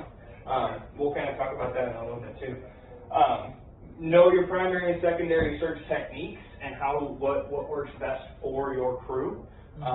Knowing your crew is insanely important in the fire service, it really is. And then the search methods, they always are going to include that VEIS, vent, enter, isolate, and search. Yep. Wide area, primary and secondary searches, that's another way to do it. Things on the line or the wall. Perfect. You got somebody else holding onto their foot while they. Yep, perfect. And then, oriented searches as well. So like nice and easy search is what I call them. Just knowing that, okay, I can come in here and do a right-handed search and know that I've checked the whole room. Because this is just a little room that I can check. Well, the other thing annoying is like these tables, if you come, don't do all. Well, make sure you're going to reach under. Miss anything underneath the table, Yeah. You can crawl right under. Yeah, I guess you're right. Be good. Yeah. Now, are you going to know that these are tables? No, probably not. But luckily, you'll know something's there, and you can, okay, I think we're okay, but I'm going to reach on top of the table too. Like as I'm down, just to make sure nothing's up there. Yeah. Kids are weird. They hide in weird places. So, you never know. Search preparation.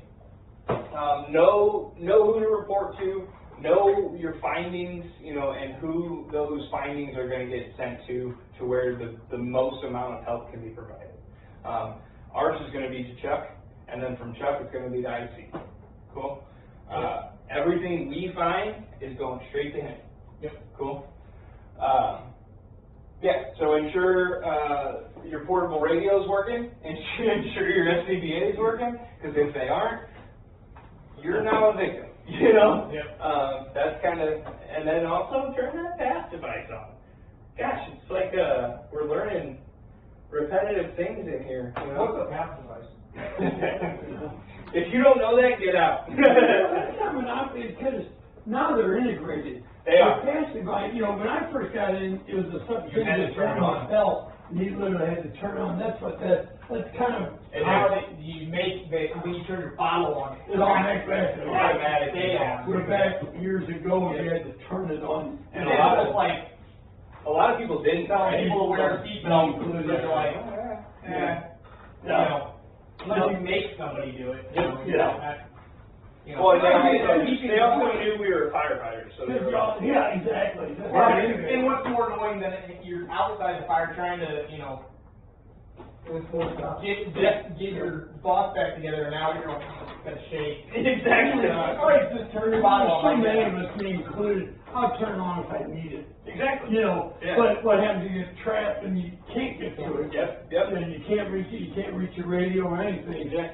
You're no different than that table sitting there. It knock you in the head and put you unconscious. Well, and it also helps to be doing the job you were assigned as well, because then you know that at least someone knows where you should be. Yeah. Right? Like IC knows where they told you to go, so you should be around In that general area. Exactly. Yeah. So let's see here. So going back to like building floor plans, this is the importance of those inspections. Making sure that everything is up to fire code, and making sure that we are doing our due diligence to protect ourselves in the long run. Because if we're not doing our due diligence and inspections, generally we're going to be the ones that are screwed when we go into the fire. And that's just the truth. And that's why I do appreciate you wanting us to go through, because it's a huge deal to know our venue, and I think a lot of departments are getting away from that, which is scary. The fire marshals do it, and the men don't ever get into it. And it's scary, because I wouldn't want to be walking into Glendale Chrysler for the first time when it's cooking, Or Algonquin. And we don't remember everything, but we remember hopefully enough to. And you Or have a general idea, general layout. Yeah. or even the fact of going, I know this place is a mess, therefore let me pay extra attention while going in, because I know it's true. This is an easy place to get lost. Yep. Versus, how could I get, okay, granted, anybody can do anything, but how could I get lost at Mike Vitale's? You know what I mean? Well, you can. Yes, you can. But I'm saying it's very small. True. Versus going in like the basement of Algonquin.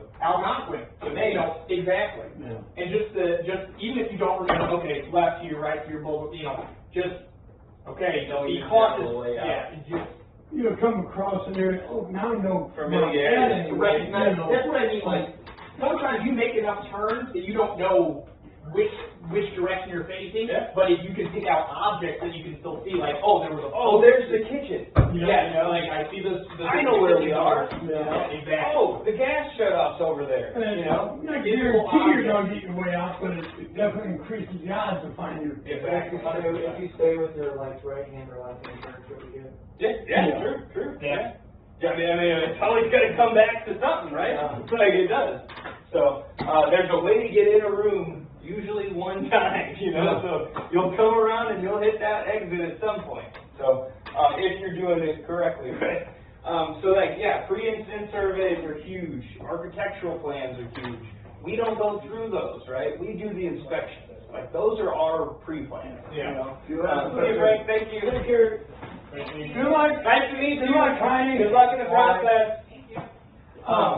Yeah, Talking so, about the architectural plans. Yeah. We don't ever really get to see them or read them, but what do we do? this is what I was just gonna talk about, yeah. What's our favorite thing to do?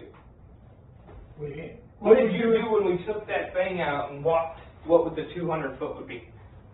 Walked it out. Okay, well, what were we doing at that time? Seeing how far a hose would stretch. We're pre-planning a new building. Yeah, remember we go through these houses in the different developments. New construction. Oh, yeah. When we have the ability. I'm thinking you're still talking about Alcantara. No, when we have the ability to go through new construction, we should do it. Yeah. No Well, matter under what. construction, because you can see where there's void spaces, where there's, We can see, okay, when this house is cooking, I know that the kitchen closet, whatever it was, leads to nowhere.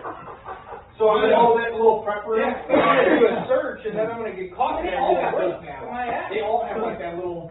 It's like a, And we haven't had any new, since I've been even commercial buildings, they have changed hands where they modify them. Yep. And Well, we and that's try to get in there even when they're doing renovations. That's my biggest Now, problem. this Not whole one here necessarily- 10 years ago, yeah. but now it is because they're turning what used to be a restaurant into a medical Yeah, a building. melded medical building. Well, that's what I mean, like, So, like, like, Yeah, Go into there. yeah, There's that huge that goes along the backside, yeah, right? yeah. And how do you know that's there just by looking at it from the Yeah, outside? yeah, nice. You wouldn't know it. How would you know? How would we know that Deerberg's has a storage facility that's back there in that building that isn't even attached to the damn Deerberg's building? Unless we did what we do, you know. It's important. It really is. And there's a fire load in there. It's huge. So if there's a fire, it's not your fire, that's Rock Hill. Well, no. This one's more than this. Yeah. So That's a different thing. that's the importance. Tour everything that we can and we are able to do, you know. And granted, you can also see building materials. Sure. Which we know that most is type 5 construction for housing. Nowadays, we're against the time frame. Yeah, And apartment buildings. Yeah. Apartment buildings are wood frame now too. Really? Yeah. Oh yeah. I thought after a certain, well, it depends on how high. That one that just went up over off of 270, I've been watching it the whole time. Yeah. The 2 elevator shafts are concrete, Okay. all the rest is wood. And the atrium might have metal steel, but Yeah. Yeah. I thought over a certain number of floors, you had to make it out of metal. do you see them actually going over 300 anymore? Yeah, I think Oh, maybe I think that that's why was like 3 or. stop at 3, because that's the, The any cheapest way to do it. 4 and higher is the way you have to go to Yeah. metal. Okay. Yeah, so, observe your structures and receive your response area, that's the thing we're stressing here.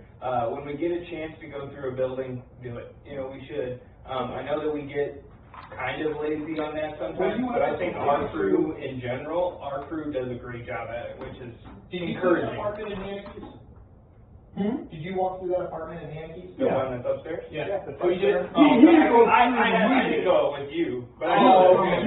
You've been, I know. That's one of the first places I like to take people. Yeah, but it's important. But, you know, I can't just order, I can't make them, let's go up there. Yeah. Actually, I guess I could be in a commercial building, True, yeah. but you try to work with them. Yeah. And we got you in there finally, and, you know, Yeah, so floor plans, architectural plans, generally they're not gonna be available for us to look at unless we request them. So we have to do our due diligence to walk through and do what we gotta do. Yeah. Building off of that, fire companies should tour buildings under construction or renovation, like Chuck had mentioned. Even if they get renovated, we should be on it to go through them, just to get that layout. After any emergency incident, this is another one that's kind of important. After any emergency incident, observe the floor plan in these houses that we go in, even if it's an EMS call. Like, if you notice it's a hoarder house, we should note that. You know, we should. We know there's houses with elevators. Yeah, Because we've been there on exactly. calls. Exactly. Yeah. So we should note that. You know, there's a lot of things in there that we should still be taking note of, even if it's just an EMS call and we're helping a patient. We should still be looking at the structure. Yeah. Just in case. Because you never know You gotta what's walk going out to be in there. That's what did us in there too, well, we can't just knock on your head, we want to see what your house Yeah, is. search and Yeah. seizure is a thing. We're You know, gonna- there really is. Check the outside. Check the outside for where the gas connections, where fire comes in. You know, generally where's it gonna be? We just went over this last week. The closest, you know, whatever, whether that's on the side or back or wherever it's gonna be the closest To the street. Well, It'll be, yeah, I guess, however the house is oriented, so. Yeah, to Fire, the main. to the fire. main. So, yeah, yeah. But your electric may very well. Electric, be- yeah, Come out electric like may be- fire in front of the backyard. Wherever the Something closest, Yeah. run the least amount of wire to the least amount Less of cost effective, Exactly. we'll put it, for the utilities. Exactly. Yeah, speeders are always. Let's go out in your yard, Towards we'll the make front a of the couple house. loops, Yeah. we'll go over here by the tree, and then we'll tie it in your house. Exactly, Yeah. So, personnel should carry a variety of tools with us, during search and rescue. So when we go out there and do the search, we're gonna have a tool with us. Yeah. It doesn't have to be a crazy big tool. You don't have to be carrying a pipe full to do a search. You know, that'd be kind of cool for reach, I guess, but you don't have to. You know, I always recommend having a TNT. That's my favorite. Yeah. In and out of places. Just very, it's very functional, you know? I would, yeah, that would be probably a close second after. Yeah. Yeah, that's, yeah. Yep, very functional. Just know your tool and know which tool I you're think at. the charged hose line, Yes. but if I'm trying to do a primary search with a charged hose line, like, I feel like, I almost like somebody else should be on hose line versus, if I'm carrying the hose, I'm not doing a very good search, right? You're not, no, well, so If what do you do? charge hose line to the person actually going after the fire. But what is the importance of the hose line if you are doing a search? Well, you can't follow that, which is That's not what it good. is. If you come across a hose line and you feel smooth, bumpy, and you have to get out, I'm fucking following that. Oh, yeah. So I mean, that's, like, I'm thinking, well, first, if I'm doing a search, it means I'm going in and out of Theoretically, rooms, which I'm getting my hose stuck on for corners and St. stuff. Louis, we have an attack, we have a primary attack, we have a primary search, right? Yes, exactly. Okay. Exactly. And That's why I that's- think those I've jobs. never had a charge line on primary. They should be That's okay, separated, that's right. yes. Theoretically, they should be separated. You can tie yourself off, you can put a rope. That's what I was gonna say. And search from the hose line. Yep, exactly. So like, for instance, on the Navajo res, Yep. we had 3 people. What do you mean? We had 3 people on a fire. Oh, okay. So, like, personnel. What are you gonna do? Are you gonna just take a tool in and do a search? No, I'm taking both. Okay. You know, All right. just in case. Yeah. So like, that's kind of the thing, use your situational awareness. For St. Louis, we have enough resources that we have somebody that can do a primary attack Dedicated for each. and a primary search, you know? You have a small army. Exactly, we have 45 guys that just want to show up, you know, 27 people that show up. and 4 that want to work, you know, so. They just have enough windows. Exactly. So, the importance of thermal imagers, I'll try and be a little quicker, guys, I apologize. Yeah, the importance of thermal imagers that I got out of this whole thing is don't use it as a fail-safe, you know? Don't use it as your primary tool. It is not a primary tool by any means, unless you're knocking out a window and you want to use that big. Because you can't see under a mattress. No, yeah, you can't see. So I through a can't go in mattress. a room and go, You can okay, see we're under a under it. mattress, you could go under it and Yeah. point it under, but you can't see through a mattress. Yeah, just propped up against the wall with, you know. Yep. I can't use it as a tool to clear rooms. Exactly. Because they could be behind the door. Yeah. And I don't know, just go. Well, okay, for there. instance, like the 2 kids that I had, Yeah. I had the tick. And Oh, I you was, did? yeah, I was doing the primary search. And the kids were actually at the front door. But you But were the pointing ceiling straight had ahead. collapsed so much that I didn't see them. Oh yeah, you're not gonna see a body underneath rubble. Yeah, and ticks are never going to be perfect, especially that little red one that I had. Yeah, it was just black and gray. You know, so, which was okay for me, because I'm colorblind, but, you know, use it as a secondary tool to confirm your first primary intuitions, or your first primary findings, we'll put it that way. Yeah. So, advantages and disadvantages, it's going to enhance your vision to an extent, but, like I said, when we're in a fire, we're generally more reliant upon feeling and looking, like searching around, physical wise. When you need that little look of a hot spot and stuff like that during overhaul, during finding the fire, stuff like that, that's super important. But, you know, in primary searches, I'm not going to be just walking around like this. No. Sorry, it's just not going to happen. I'd rather be searching the room and doing my due diligence to flip shit over. Yeah. That's just me. Limitations, it's going to give you false, you know, readings. It really can. You know, I can lay on the floor and then move, and you'll still see a heat signature. So, think about what that is. Yeah.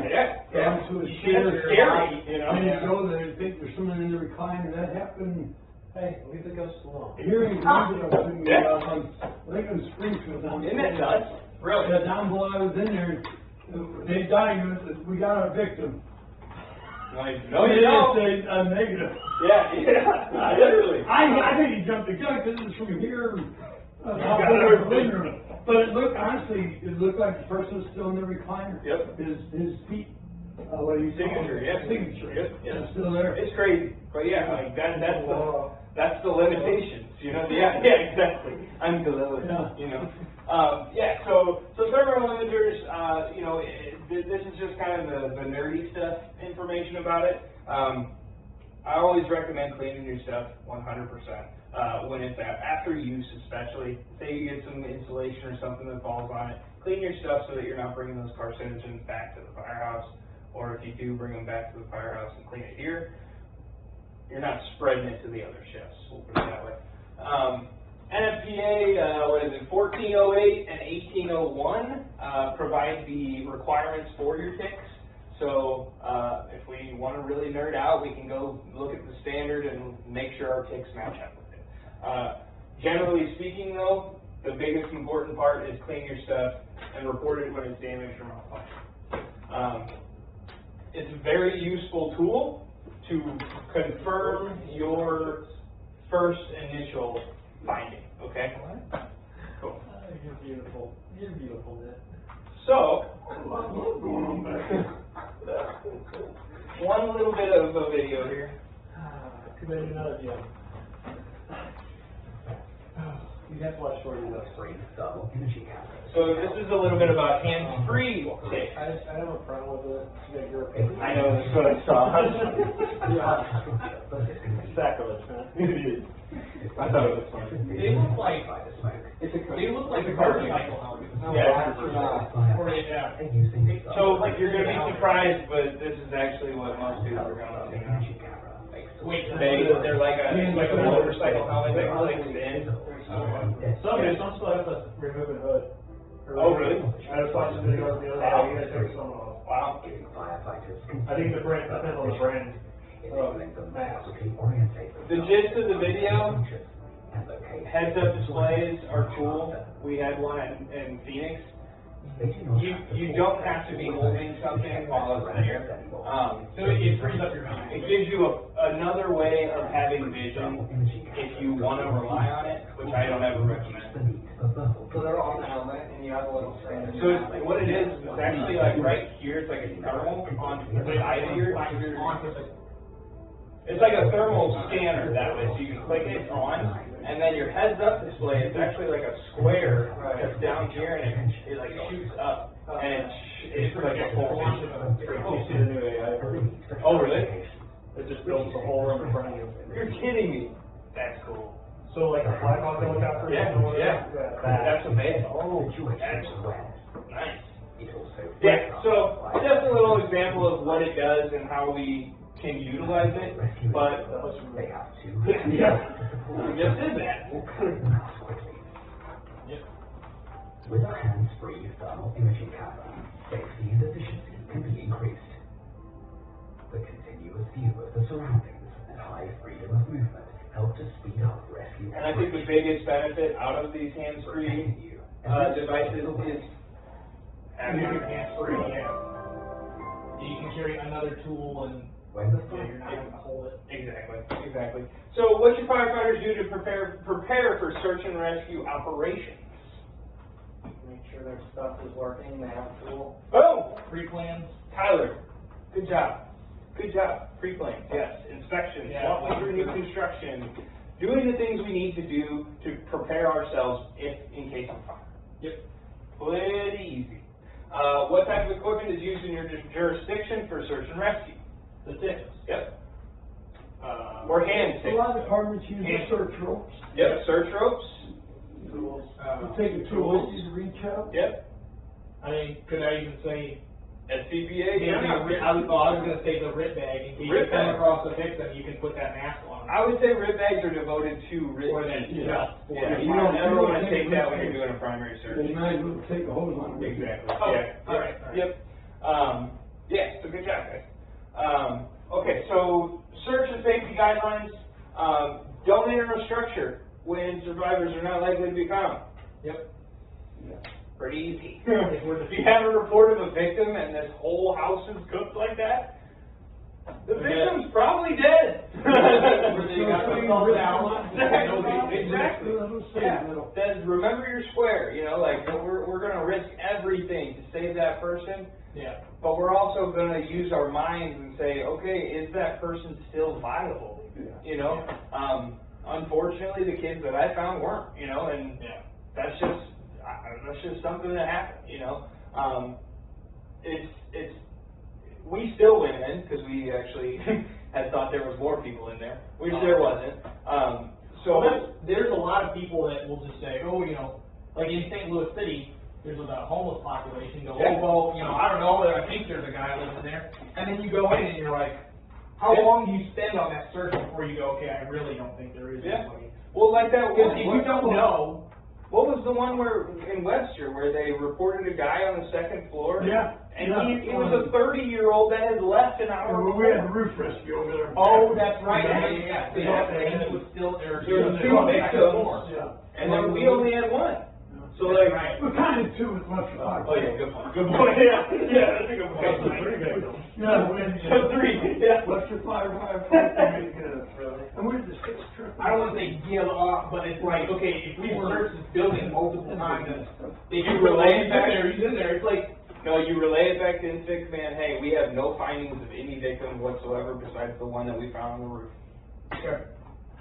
Correct? Yeah. I mean, we know what's what are they going gonna on do back there? inside. Go, okay, we'll do it again. Go do another search. Then you say, Well, that's why I was called for a secondary search. yeah, you call for a secondary. Every fire incident, we always do a It's always primary and secondary. Right, I have two different cruises. And you guys, when I That's right, take on yeah. the primary search in Prairie Oaks, and then, Was it 34? no, he went, I went with him on the primary search, and I think I did. You guys did, and then I think go ahead and do secondary, but it's another. I made 24 or something. I don't know. I think it may have been Steve Knapp. Yeah, that's Right? exactly Steve what it was. Knapp Yep. in 15. Yeah, because I met up with Nat, and he goes, Yeah. find anything? I go, nope. He goes, all right, well, I'm going to look over here. I'm like, okay. Yep, all right.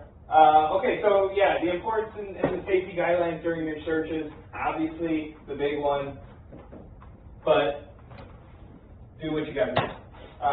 Within your scope of practice and within your scope of The functionality. instructor and I have done some freelancing. Yeah, And unfortunately. that's just a lot of, there's nothing else to be done here, but they're calling for it. They did. It was like you said, on the first one, 27 people showed up before one to work. Yep. We heard in the back, they were calling in. Repetitively calling for help. Yeah, we did because there was some, because then after the thing, Yeah. so I ended up back there. And Richard Collins was really cool about covering for it. I actually sent them back there. Yep. Oh, okay. Yeah. Dennis. Old Yeah, Dennis. Dennis. Nice thing. But they were calling for somebody, nobody else was going. Yeah. This is We were in our truck chilling. We Yeah, we were were recovering, you know, Oh, and we're rehabbing. and we kept hearing it, and we were just like, calling. let's go. So let's go Okay. back there. So, So it was freelancing to a degree, to an but extent. not just, we just did because they need somebody. but This nobody, still had a purpose. nobody was acknowledging them or going. Exactly. So I think like when we say freelancing, don't just ignore everything you've been told and go do your own thing. Yeah. That's what freelancing is. I think I'm gonna find this breaking out windows. Exactly. I think I'm gonna go break out this Yeah. window because Like, hey, I'm gonna walk around, do my 360, and while I'm at it, I'm just gonna bust all these windows out. You know, and meanwhile you're using the whole fire. Exactly. Yeah. Exactly. That's where you You get need to fired. see it from the front. Yeah. No. Exactly. Use department personnel accountability systems. What is our accountability systems here? The yellow tag. Yeah.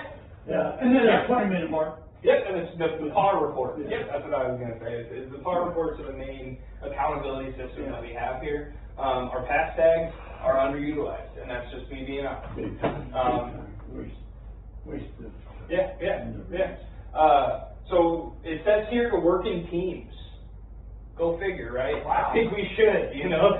John Wayne. Yeah. I thought that was the standard. Just like they said in Hangover, it says we should work in teams. Yeah, no, like never leave your partner. Always work with a buddy. The buddy system is a thing, and it really works. Just in case you have a malfunction on your SCBA, I'm there to help you out. We can buddy read if we need to. Anything like that is super important. You have a malfunction with your mask. Okay, cool. I can radio it in and help to some extent. You know, we can Or pop them even off and lead share. you out. You know, You some. can't see. Yeah, we'll do whatever we got to do to make sure that we're both safe. Instead of, oh, okay, you fell through a floor, Tony. See ya. You know, I'm out. You know, so don't do that. Yeah. Okay, so where visibility is limited, we're always going to stay low. Obviously, that's where the colder temperatures are going to be as well. Continuously monitor the structure's integrity. What are you looking for in the integrity of the building? Say you're walking around fighting and doing this search, and you start to hear creaks and cracks. What are you thinking? Just the integrity Like, of the okay, structure. something's happening here. I got to take note of that. Maybe I'm going to phone that in and say, hey, I mean, you can see ceiling and sagging ceilings. Yes. Or even just, you know, pieces of, obviously not somebody who's been punching up with the ceiling with a pipe pole, but like chunks of the ceiling falling out that are because still on fire. exactly, and Yep. fire getting up into those spaces where Yep. you know it's now on structural members. Yep. And when that visibility does go away, then what are we doing? We're on a wall, we're on a hose line, we're on a partner, something like that, you know, to where we know we have some type of. Because if there is a crack, you're going to be by the wall, you get that triangle. Yep. Right there. Yeah. Yep. Obviously not, this is the wall that's going to fall. Yeah. But Yeah. If there's a ceiling, Murphy's Law. don't be in the Yeah. room. To coordinate with IC and the ventilation teams before creating any exterior openings, obviously, because then we're just going to feed it back. You know, that's a huge thing that I forgot when I was But doing the here's the thing though, what if you're out of air and you're right next to a window? I mean, you can, Let's have isolate the room if Yeah. you can. Yeah. If the door is Bust it out. burned on, then yeah, but Yeah. No, I'd rather have air and feed the fire than they're saying run like, out of air. yeah, they're saying don't just break windows Random. to break windows. Right. You know, inform your supervisor immediately if any rooms that could not be searched, especially.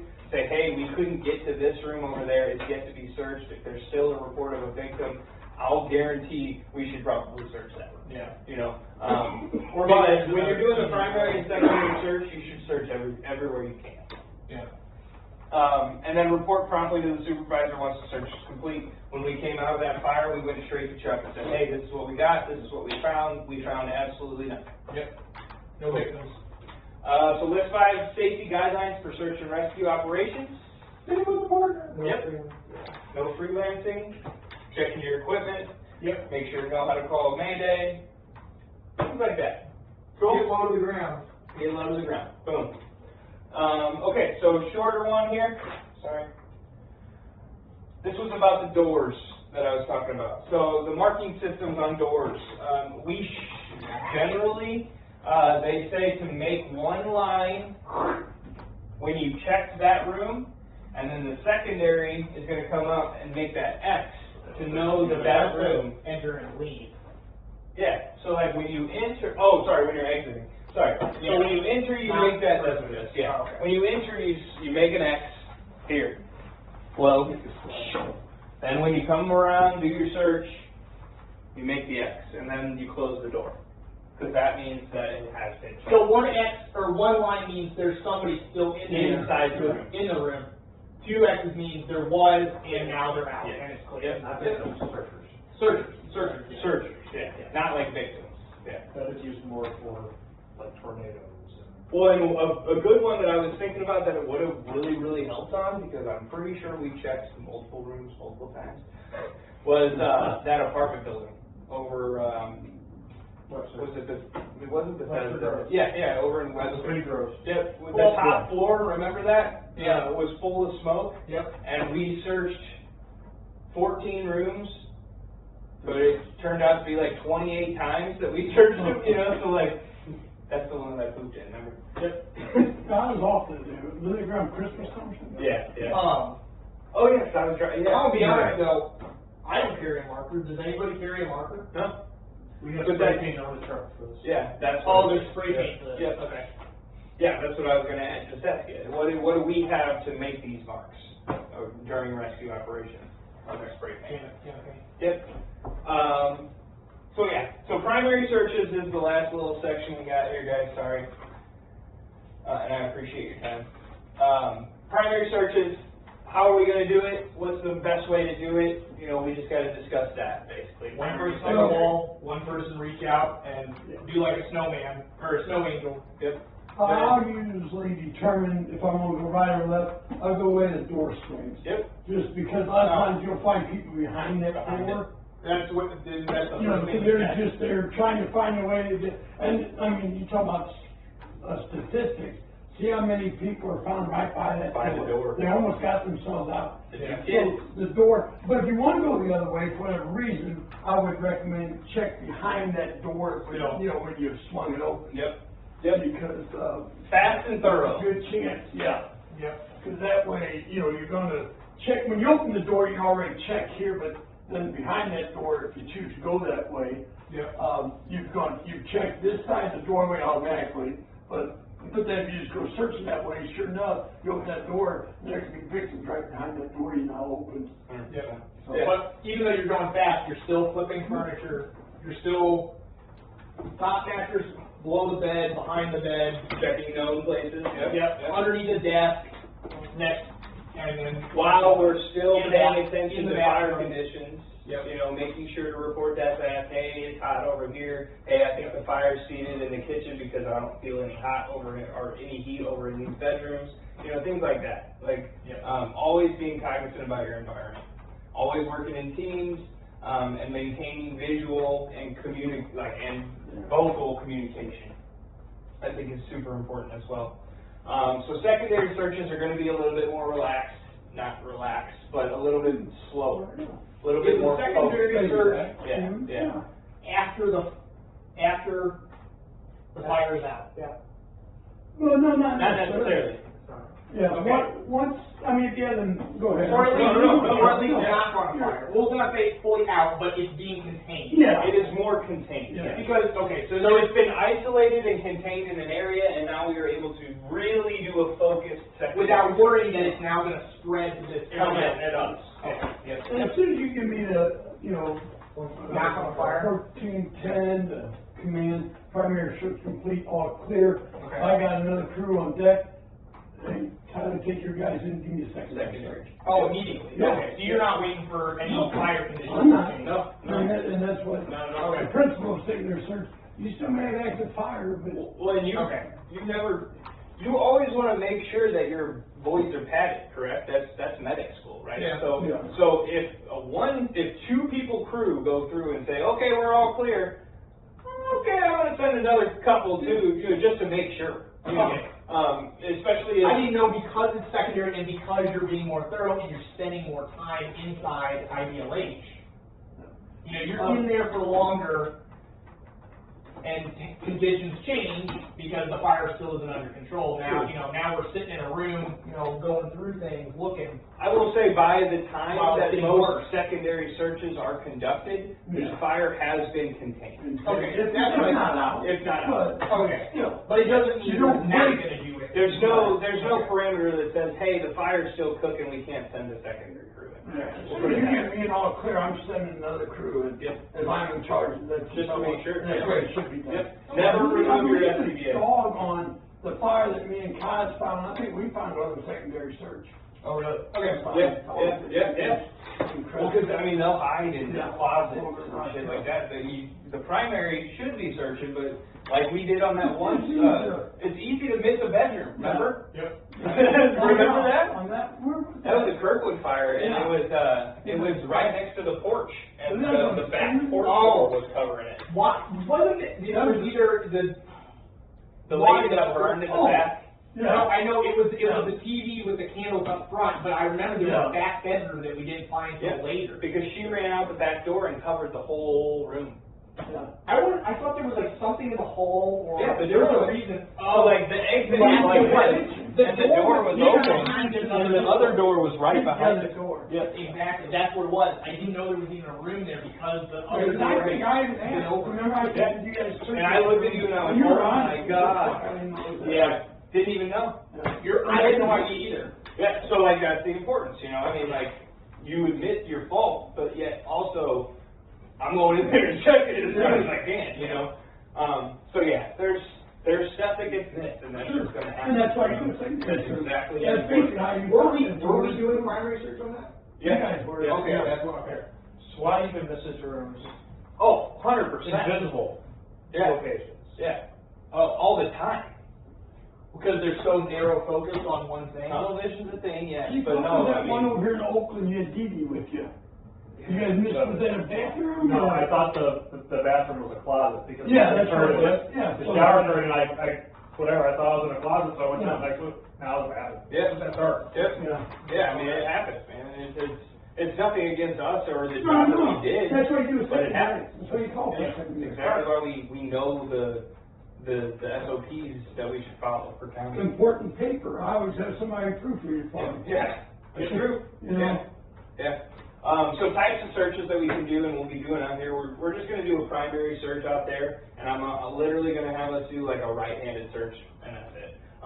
We're not gonna do anything too crazy by any means, because I've already taken up all your time. So, we're doing an orientated search, and the orientated search is a left or right-handed search of a one-room search, right? So, say this room right here, we crawl into the right, go under the little counter there, then we come up the windows, come up to here, follow our way back out to the door.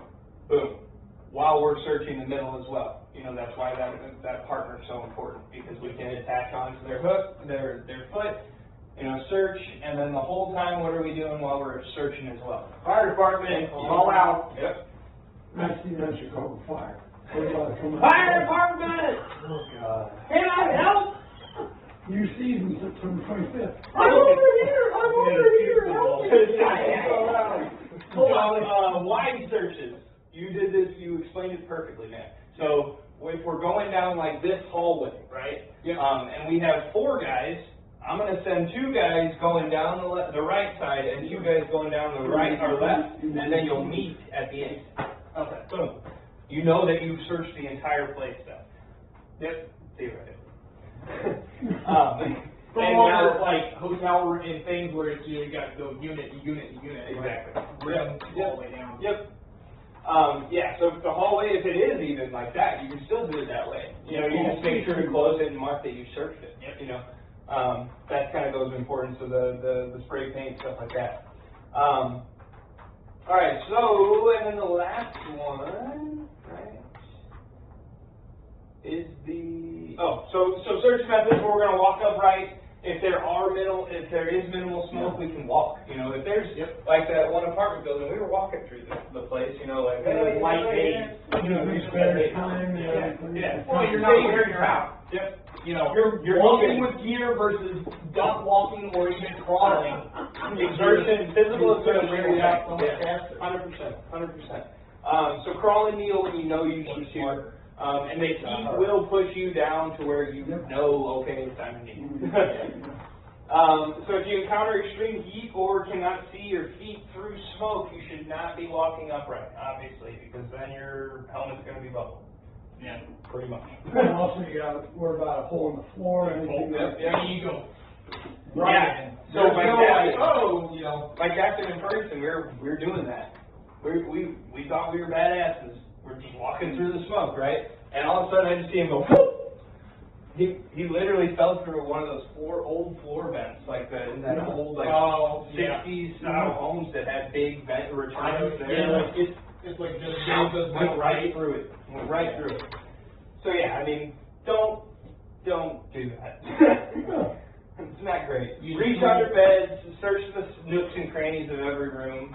It's very, very likely that the kids are going to be under the bed, in a closet, behind the door. Something. They're not going to be wanting to come to you either because you look like Darth Vader. Yep. You know, so if you can somehow, check under the bed and just grab them and carry them out, they're going to be screaming and crying, yeah, but you can still at least save them, So yeah, limited visibility is going to always happen. You may need to touch items, identify them as the type in the type of room. Like you had mentioned, if you feel a toilet, you know you're in a bathroom. So I got a question. Yeah. Alright, so they find a safe haven, a kid finds a safe haven, which is a room without a window. But I got, when they close the door, they isolate them, and I find them there. I can't then take them out through the house filled with smoke and all, fire and heat and all this, right? Yeah. Yes. So, What do you do? call her out. I mean, it depends on what kind of structure it is, but I could have them cut a hole in the wall right there and go out the wall. You can bust it. That's what I'm saying. It's a room that it's not a bedroom. It's something without a window. So say it's like a bathroom with no window or a closet with no window, like a And hallway there's- closet. Still the drywall. Yeah, you bust get through the into wall. Another room. Bust through the wall. You And know he threw home survival. I'm just saying it's actually the how, same haven. how wide is the door? How wide are these? I'm just saying they're trapped in a bathroom that's the only last safe haven, but it's got no window. Everything else surrounding it is smoke and fire. You said total go to the outside wall. That's what I'm saying. Okay. Yeah, That was what I was thinking of. That way they can see where you are and come to bigger hole. Either, punch a hole and they can come with a saw and cut out 100%. That's why I said depending on what that. Well, that's what I was going to ask is how, If it's a block what's the building. width between each stud? 16 inches. It's usually 16 to 18, we'll say. Yeah. Generally it's 18, but, Okay. there are some that are 16, yes. Huh? Oh, I thought you were saying. But yeah, like, so yeah, you know that you have, if you can bust a hole through that, and you don't meet resistance of a stud, Yeah. keep busting, you're okay. That's why you have the TNT, which I like. It's got the weight. Yep. So yeah, so orientated searches, we kind of talked about it. You're going to go only one direction somebody should be at the front of the room. Well, Yeah. should be. Is that always going to happen with our resources? No. And it should be the person with the stick. Yes, exactly. That person should always go around and come back. Yep. Okay, thank Yep. you. That's Usually it'll be your captain or crew leader, but you're right, it could be anybody. The key there is the one with the tick, because then he's monitoring which one you guys do. Yep. Whoever has the tick. And then, for a wide area search, you're going to want to bring that hose line in with 2 searchers. That way you can link up and do your, super wide human Like chain. you got in the bay with. Yep. Tony when you first Yep. saw I him. remember doing that, yeah. And then, so another thing that I kind of, Secure that line to something that's not gonna move. exactly, yeah. Well, and that's what it's like, they're tying it onto a street sign. Yep. So yeah, that's cool, but, yeah. Took people sort of trick room. Well, exactly. Don't tie it to a wood, porch, Don't tie it to a and then it breaks, and then it goes in. Yeah, don't tie it to a truck. Don't tie it to a truck. Just because You never know that truck's gonna- We're leaving. Yeah. Goodbye. We've been. Seriously. Oh, I gotta put You the never front know. so the ladder can get Oh, in. yeah. So this next slide kind of was interesting to me. I don't think we're ever going to take the time to do this, and this is just me being frank. I'm not going to take out 100 foot of line and stretch it out and put a beanbag on it when I hit 20 feet, and then 2 beanbags when I hit 40 feet, and then I'm just not going to do that. That's what today. So it's a way of saying that you've covered the entire room if you have to. I see the concept Yeah, there, I really yeah. do, but. But it's time consuming, Yeah. and I'm not going to do that. I'm sorry. Yeah. So that's just me being real, you know. Yeah. This right here seems theoretically for the people that want to teach this class like it would work. But with modern for stuff people like who this, fight fire, this doesn't work. It's gonna take way too long. Yeah, so that's the other thing. You can connect your webbing to your rescue rope. That way you can go the opposite direction that the other person's going, so you can kind of clear that room a little bit quicker. That's their theory on this. I like it. Yeah, I like that. this I see one a what lot. you're saying, Yeah, yeah. You know, because we all have webbing, right? Yeah. Attach your carabiner onto that rope and just go. Because you're free then, you know. Yeah. You can Yeah. legit search if you want. And then VIS, obviously what we're going to do, we're going to get in through the window. We're going to isolate that, right? Yep. So we're entering through the window. We're then going to isolate by closing the door, and then we're going to search that room to protect And us. the same deal as searching a ground floor room. Yep. You're gonna have one person sit at the window with the tick and go, okay, start left, start right. I think I see somebody on the left, so go that direction. Yep, exactly. So vent, enter, isolate, search, it's rapid, you do it very quickly, it's a way to protect you from the fire, but also get the victim out in a very efficient and quick way. And very survivable way, without having to go through the ideal age. So crew integrity is key to a successful completion of VIS, or VEIS. Verbal and physical contact is necessary to allow the searcher to leave through the entry point. Obviously, we're going to have to leave that window to get the search and close the door, right? That's what they're saying. You have to do it in a quick, efficient way to be able to close that door and have enough time to perform the search. That's what they're trying to say. So how do thermal imagers aid search operations? Keith said it, I think Keith said it, or no, I think Chuck might have said it. Be at the door looking when the other two are searching to make sure they're safe, but also you can say, hey, there's a heat signature over to your left, or something like that. Hey, I think there's a victim in the chair. Exactly, yeah. What did we get? We got our victim. Leave Mr. Ghost alone. What's the difference between a wide area search and a oriented search? The oriented is we're going right, we're staying right, and the wide area is I'm going off of a rope and Yep. You can utilize that your rope or the partner. Yep. We don't need to go over what the acronym means because we all know. So give an example of a situation that might require the use of an oriented search technique. small rooms, like a bathroom or a closet. Any residential fire that we have. Yep. And then the situation of the wide angle, apartments. Perfect. Apartments or even large structures. Yep. So, victim removal methods, and then we're going out. We're almost done. We're almost there. Victim removal. Oh, we literally just did this yesterday. Yeah. We're close, right? Ram down. You guys want to take a potty break? Yeah, we're at 2:17. Yeah. So we're going to find IMO. Yeah, go ahead. Take your time, 5 minutes. Nope, I'll be back here before 5. You guys want to go? I'm good. You just want to make your crews too. Cool. So, victim removal methods. We have a bunch of different ones that we can use. We have some that victims will self-extricate. Hopefully that's the case. You know, they're okay and they just self-extricate. Tell kids to meet in the neighbor's yard. Yeah. That would be a lot. Yep. And also, like, that's where the importance of, like, the triage factor comes in. Hey, stand up and go if you can, you know. They'll self-extricate more than they... I'd like to think most people would if there was a fire. Yeah. But, I mean, when we're in that apartment, there are people that are like, hey, I'm staying. This ain't affecting me, I'm staying. Yeah, I guess they do. You know? Yeah. This is my place. Yeah, there is a shelter in place, it's okay. They're telling you that? Yeah. They did say that, you're right. They Well, did say shelter in and place. I remember we asked. We told them to get out. Yeah, well, I remember we asked Hayes or whoever was there, and he was like, yeah, I mean, they could say the fire's not near them. Because it was And elderly so we told them people. that, and then they came back and were like, all right, we gotta evacuate them. So then we're banging on the door again, saying, hey, you gotta go.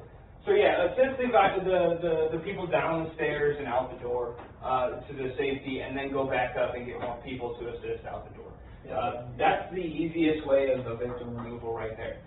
You ever see those, what is those sleds at hospitals? Those like giant red sleds. Oh, yeah. Could you imagine ever trying to use one of those at a hospital, having to evacuate a hospital? I don't think I've ever seen one. Whenever I used to, work on the ambulance, I saw them all the time up on the floors, and it's just for getting like mass amount of patients downstairs. And it's like, it's in a sled, people sit on it, you drag them. You Wrap your webbing and you can just drag them out. But think about how many people you would have to evacuate from a hospital. Street sled. Yeah. Oh, okay. They're the ones that bowl around the No. horses.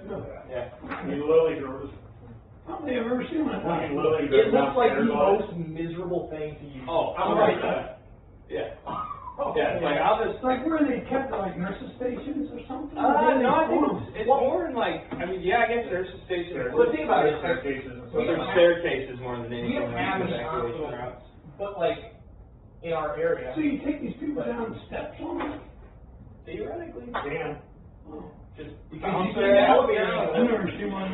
Just imagine how many bedridden people, Yeah. if you had to evacuate a hospital. Yeah. No, you scare them. Yeah, so another way of doing this is by just saying, hey, the fire isn't near you, stay in your room. There you go, commonly used in hospitals and nursing homes. Boom, Shelter in place. That's There's exactly what I no think. way, all these bedridden people. If the fire is in the basement of the east wing, and we have the ICU in the top floor of the west wing, we're leaving there. I've been in two working fires on up the Bethesda Hill. Yeah. And then we had that one There's a ton of bedridden people. in Cleto Creek. Yeah. With those I remember that one. Yeah.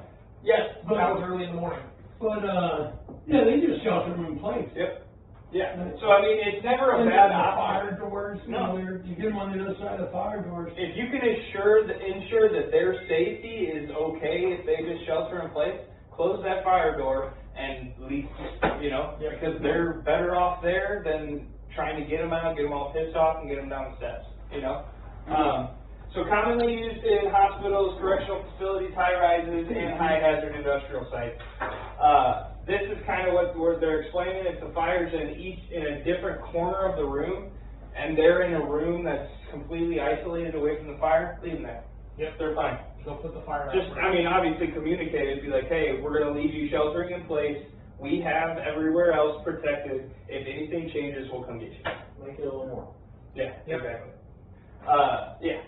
So in what situation would shelter in place be used instead of evacuation? We just talked about it. Yep, hospitals, any high acuity, high population type place.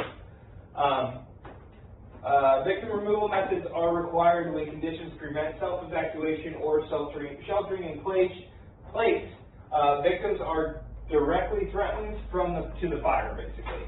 That's when we then would implore the, lift and carry, all this stuff that we're about to go over. So the first one is just going to be the drag. Make sure the injured, or if victims are injured, they should not be moved until assessed and treated unless in danger. If the fire's cooking and you got somebody laying there, grab them. Don't be like, hey, medic's got to come check you out first. I think they'd be pretty pissed. Never in any smoke-filled room, just get them out of the house. Yeah. Always pull them in line with you, never pull them sideways, because they're just going to bounce their head on whatever. Well, that's what I didn't like about what we were doing yesterday, getting them up on their legs. Yeah. Yeah. But, I mean, in that case, you're still pulling them in line. You know what I mean? That's true. It's better than, sideways. And use proper lifting technique. Always lift with your legs, not just your back. That's a huge thing. Lift as a team. If you got two people, if me and Keith are working, and you're there, we're saying, hey, come on over and help out. We're not just going to do it us two, you know. Always use a team. Whatever you see. Yeah, what? Yeah. Focus on your balance. I tried for when she said the TV. Always focus on head and neck protection. That is huge, you know. Especially going downstairs. Especially going downstairs, yeah. You want to make sure not to be dragging them down. Once momentum is kicked in. Avoid necessary jostling and never drag or carry a victim through a hazardous zone unless there's no other choice. You know, I think I gotta carry him, the hero, like, out. I got you. Oh, the cradle. Is that what it's called? Yeah. So right here, Yeah, they only cradle and recommend arms. There you that- go. They only recommend that for peds. Small too. Yeah, or yeah, somebody under 112 pounds, like Luke. So yeah, this is the one we always kind of recommend is the incline drag because you're then in line. The head is safe and secure. I don't have to do the Phoenix test again. Exactly. This is probably the more I call it the wheelbarrow. You know, because you're picking up their legs and walking forward. You're still in line with your other buddy, so you're good there. Webbing, always have the webbing on you. Wrap it around their two shoulders, attach it to you somehow, and get them the hell out. This looks way too like awkward because then you have to awkward walk for me. sideways. Yeah, I was gonna say going downstairs, going anywhere like that, we're not fitting through a hallway like that. So. Because you guys aren't even wearing a hat in the photo. And then this one I would recommend if you have somebody that fell down like a 306-foot ravine that you had to hike down to and, you know, get them out that way. Oh yeah, that's just a scoop stretcher. Yeah. Rope and No, it's been there, done that one. At that point. So what methods can you use to remove victims from a hazardous situation? Any of the ones we discussed? All of those. Are there any questions over the content we just covered? I appreciate you guys, I'm sorry. We talked through. Yeah, no, I really do appreciate you guys' time. I know it's past 3, but, you know. It's past 4. I know how to So, yeah. But I haven't even quarterly exam. Someone's gonna bring in, what do you call those sticks again? Game 6. It's alright, so just help me change the TV later. We're gonna go, oh yeah, I am. We'll go over this together. Come on, take this, yeah, come on. Is there your pen? Here. Come on, you get it. Thanks. Let's see what I was saying. Alright, you guys wanna do this as a class, or you wanna do this together? Or, on your own? Well, we'll kinda, I'll give you, You want us to take it? I'll give you 5 minutes and we'll go over here. Well, there's 7 questions. Can I have a 7 minutes? Yeah, 7 minutes. Question. Deal. Put our name on it too, right? Yes, please. I appreciate it. When today's date is the 15th? Yes, sir. 15/24.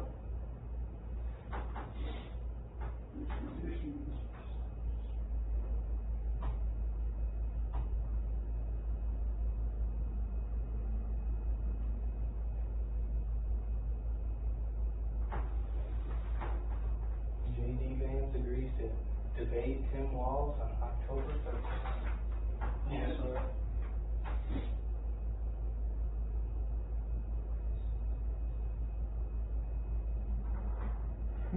Some of these are pretty tough. I'm gonna take hydraulic rescue equipment with me. Could you imagine lugging?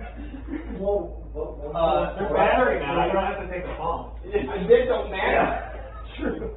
You're like, I don't care. The thing is heavy just walking around, let alone dragging through a whole house. Hey, for what? Doing some more lifting. Dude. I'm going to take it back. Can you guys be quiet? Work tables, headboards, shelves, desks, a whole play area.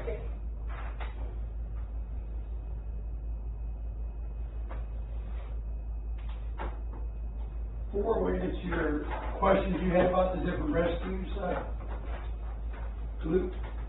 What's that? The difference between the primary and secondary search? See the difference between C and D? Yep. You know which one's the primary and which one's the secondary, right? Who wants water? Number 4. Who wants water? Oh, I'm good. That's fine. Lucas. Tony? I'm good. I appreciate it. see what we're at here. Oh, 28. I had to do it within 2 hours to 4 hours. And we're doing 28. So. Yeah. And honestly, it's a good class. It went bad? Oh, yeah, no, that was really good. I like more of the discussion Yeah. than I'm going to sit up here and just read to you, you know. I couldn't sit through 2 hours of that now. Like, and like Chuck with his personal experience and Keith with his experience, like that's what I really want to build on, you know. You're not even in the freaking video, now that I look at it. No, I've been sitting like this. Oh, okay. I was going to say, dude, I just did this. if I get failed for that, He's I'm talking the also whole time. He was talking the whole time. Yeah, I was so you could hear my voice. No, I'm just kidding. If they fail me for that, then I literally sat here 99% of the time. I don't get it. Somebody killed it, didn't fill it. Oh, no. Completely. Oh, imagine that. Are you kidding me? No. Did you kill it? You feel Why does that always happen on C-shifts? Have you ever noticed that? Weird. All right. All right. Ready? Yep. Ready? All right. So, first question. Which condition-specific search and rescue operations should be communicated to the crew members and or your supervisor? You want to go around the room? Yeah, Chuck? Yeah. I'm going to say D on that. Perfect. Ding, ding, ding. No location of victims and occupants. Perfect. What types of tools and equipment do search and rescue personnel carry? D. Tyler, yeah? D. Good. Nice job. Number 3. Keith? If a fire engine is encountered in a room, Our search and rescue operation should be close the door and report the conditions. perfect. Luke, a primary search is D, a fast, thorough search performed either before or during fire suppression operation. good job. Chuck, where should you start the search on the fire floor? I would say that was kind of, I almost wanted to put it as close to the fire as possible or at the entrance. And I went with where you enter. Yeah, I mean, so that was kind of a question too. I said C. For victims, most likely, no. I put at the entrance. You're not going to Yeah. go to the entrance and then go. See, and I agree with that. They did put it closest to the fire. Yeah, that- yeah. But I agree with you. If I have to go into an entrance, I'm going to start my search where I can. Wait a second. If I have an idea of where the victim's going to be, why wouldn't I start the search right there? Because you're putting yourself into a hole. What if they're not there? Tunnel vision, dude. That's tunnel vision, 100%. Like, you never want to do, never want to go Yeah, but off of what if other my- people say. Like, Because you know, my like- child was in their bedroom. I'm going to start at the beginning of the hallway. I'm not going to go straight to the Okay, bedroom. so no, perfect example. Yeah, with the kids that burnt up on me, they said They're right. they were like, they said they're in the bedroom. We did that, so we were like, we busted in, right? Yeah. We skipped over the living room, went straight to the master bedroom, went out into the kids' bedroom, flipped it over, and nobody was there. And I'm Because not they went saying to the that front door and started banging on the front door. most of the time, where they tell you they're going to be, they will be, right? More likely than not. No.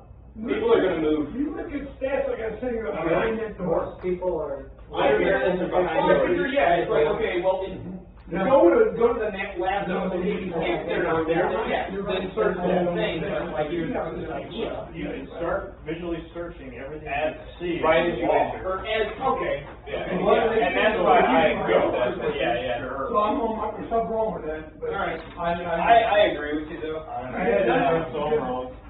Okay, so number 6, which location would sheltering in place be likely to be used instead of evacuation? Hospital. Perfect. That was my. That was his question. Yeah. And now last question, Tyler. We'll let you answer that one. Freedom and arms. Perfect, bro. So which type of carry is drag is The Lucas commonly used for Special. children? Yep, the Lucas Special. Have you ever taken a test before? Cool. Hey, you failed. I missed one. I didn't have a pen. I thought You can't even be a of Marine. course it's probably, I went like this and put A back there. I didn't turn it in. Because I thought the Thank you. concept would probably want to say that, but I disagree. I have 100. I think it's been, you know. Because it's like, man, if I enter a residence, I'm gonna start searching. We always do. Yeah. He can't even qualify for your marine, he didn't put his name on it. And, you know, sometimes you may not even know where the fire's at. Nope. And there's that. I agree. So, Keith or Chuck, could I get you guys to record us doing a primary search real quick? Oh, my geez. I gotta just hold it. Huh? I gotta just record it, it's still going. Okay. Well, what are you gonna do? I figure he needs bodies. Oh, no, I was gonna I'll do it. definitely I'll record do it. it. That's not a big deal. What do you want me to do? Really not that. Not. You're probably drained. Oh, really? That's probably bad now. Well, Actually, we're gonna have to hold it like that. That's me. I mean, You're gonna be nauseous. can we flip it? Not while it's recording. Not while it's recording, You yeah. gotta hold it the other way. Apple. Really? Yes, it's fucking totally. You got a body cam. Yeah. Yeah, he's got a body cam. Alright. How am I supposed to see when I'm recording? Just stay facing us. Can this be a separate video? Somebody's gotta, That's why I was like, well, okay, here we go. somebody's gonna hide our victim before we. Yeah, I was gonna say, we gotta hide the humans first. Are you gonna start with us? Yeah, but, Have fun, or fun. yeah. We're gonna go get dressed. So this door's closed, and this door's closed, we're gonna go straight into the Is this a good angle for you? Yeah, that's perfect. As long as they get us good, that's all.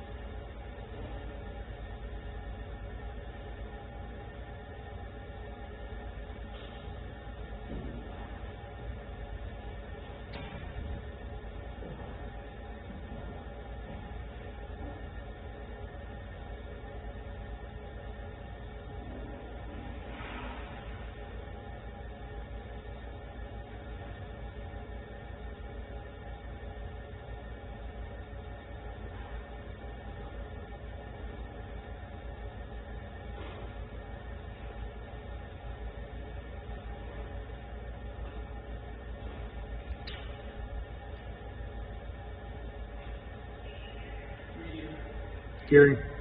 Put your gear on.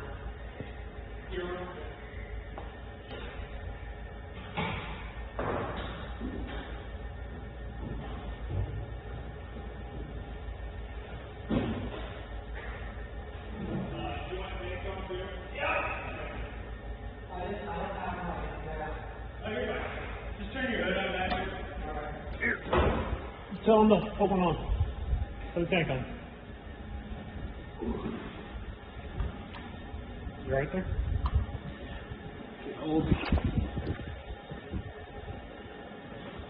Tyler, what size you were? I think I'm medium. You have the regulator? It's on it.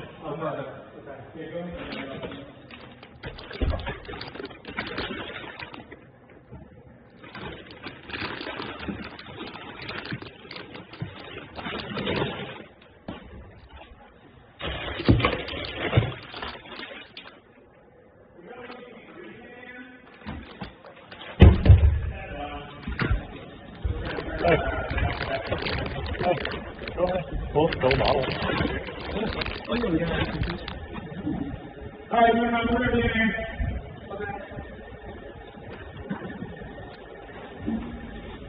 You go, Skip. Thank you very much.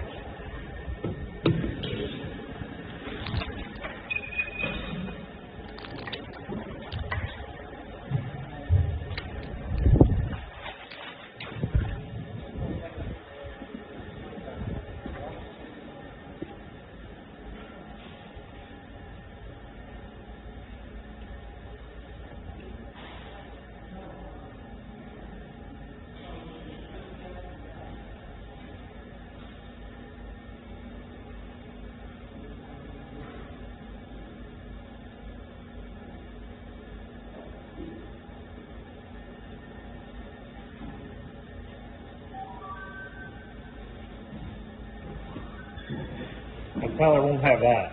Huh? My Tyler won't have that. No voice amp on him. Because you got a spare master. As long as you can hear me. Mm-hmm. So you know he's gonna be muffled.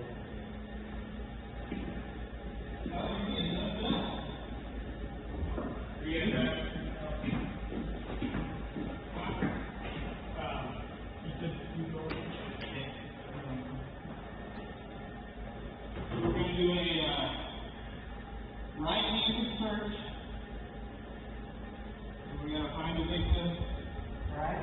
And then remove it. Go. Tony. We're going to search that. Okay.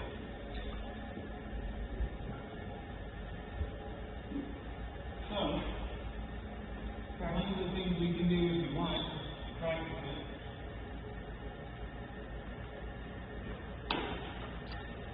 Right here.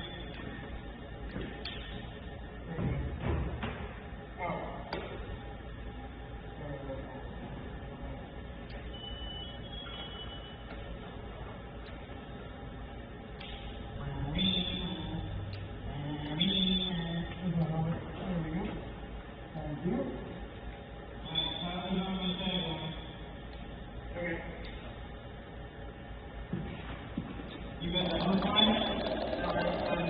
I'm not sure there. So I'll be attached to you. You got the hose inside of me. We'll do our search. Cool. Hold on, I'm gonna turn my light on.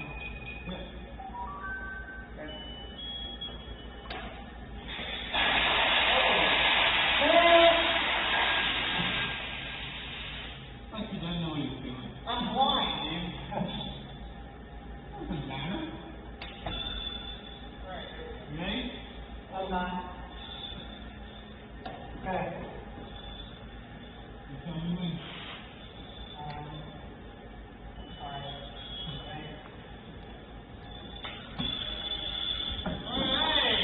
Matt, hey, your blind's blocking your. Hang on. Oh, is it in my, thank you. There you go. Alright, Ruth. Yep. You started. Alright, right hand search. Okay, you got the hook or? Wait, no, I'm on the hook. I'm on the floor. Oh, yeah, go. You go, you just send me a fire. Oh, whatever, hold on.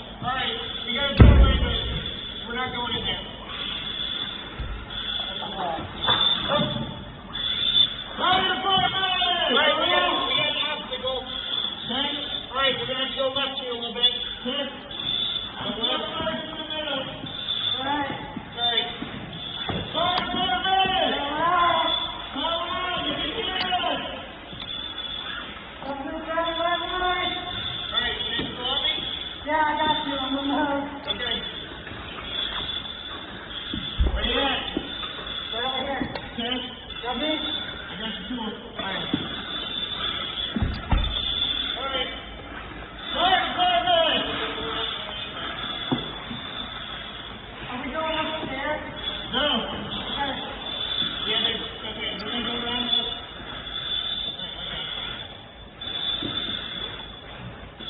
Keep on. Fire department! Anybody hear me? Nobody. Alright, keep on. Yeah, somebody. Got one? Yeah. Alright. Somebody just tied to me. What? Just tied to me, so we're gonna follow the hose line out. Alright. I got the guy. Okay. Alright, follow me. I'm going on the house. You gonna get back on the hose? Yeah. Okay. You got guys? Yeah, keep on. Finding the You gotta house. get him out. Come on, I'm off the house. Alright. Where'd you go? Here? There you are. There you go. Go back in. Yeah.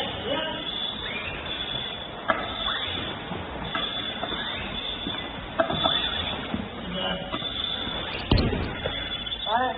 You got it? Yep. Got All it right, now? we're back. Good job. Okay. Yeah. Okay. Now, we're just going to practice a couple drags. Okay. Do you still want us blindfolded for this? Yeah. Doesn't have to be. Alright. Good job, bud. Real good.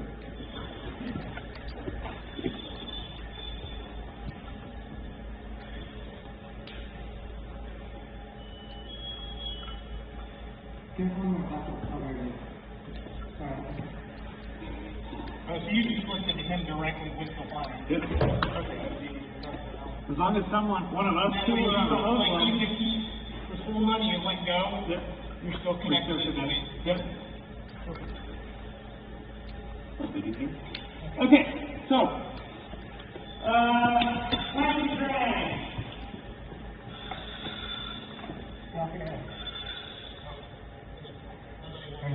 You good? So here, I'll lay down. Okay. You hook it around. So hold these. Yep. I want you to wrap this to where it's like this on me. Yep. And then connect to yours right now. Yep. So reconnect it. I'm gonna take my tank off. Just so I'm not scratching. Yeah. No, but you connect the thing. Oh, anywhere on your belt is where. I don't want to scratch. Anywhere you can. Okay.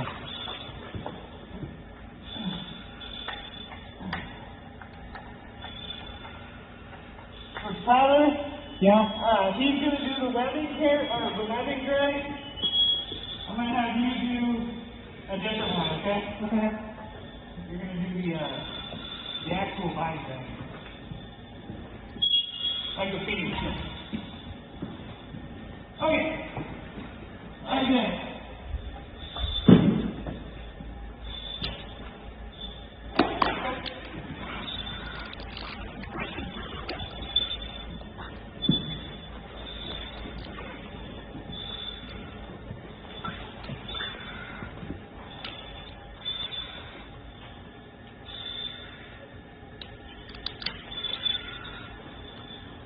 Drag me out. All right, here we go. Get ready.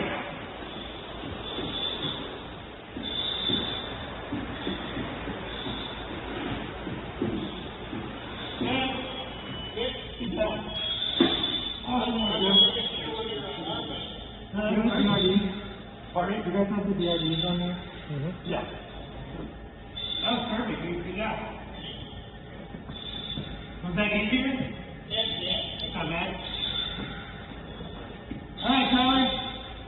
So for you, I want you to do the body drag, okay? So, what we're gonna do is kind of lay down. We're gonna show you first. Just lay down if you want. So I'm gonna flip you over. We're gonna pick you up. I'm gonna grab under you, okay? Right, yeah. Alright, don't move. I'll get it. Alright. I'll get it. Florida tomorrow anyway. Oh yeah. So we got your phone buckle on. Hey, how many is this? Oh, I'm sorry. That's okay.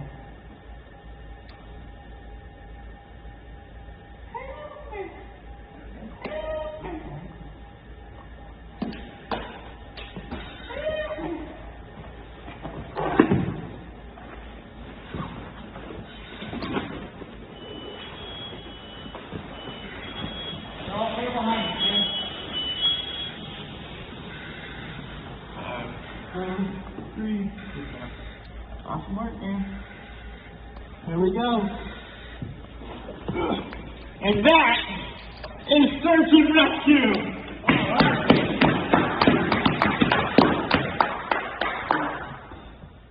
Appreciate it, guys. Yeah. Kill it? Yeah.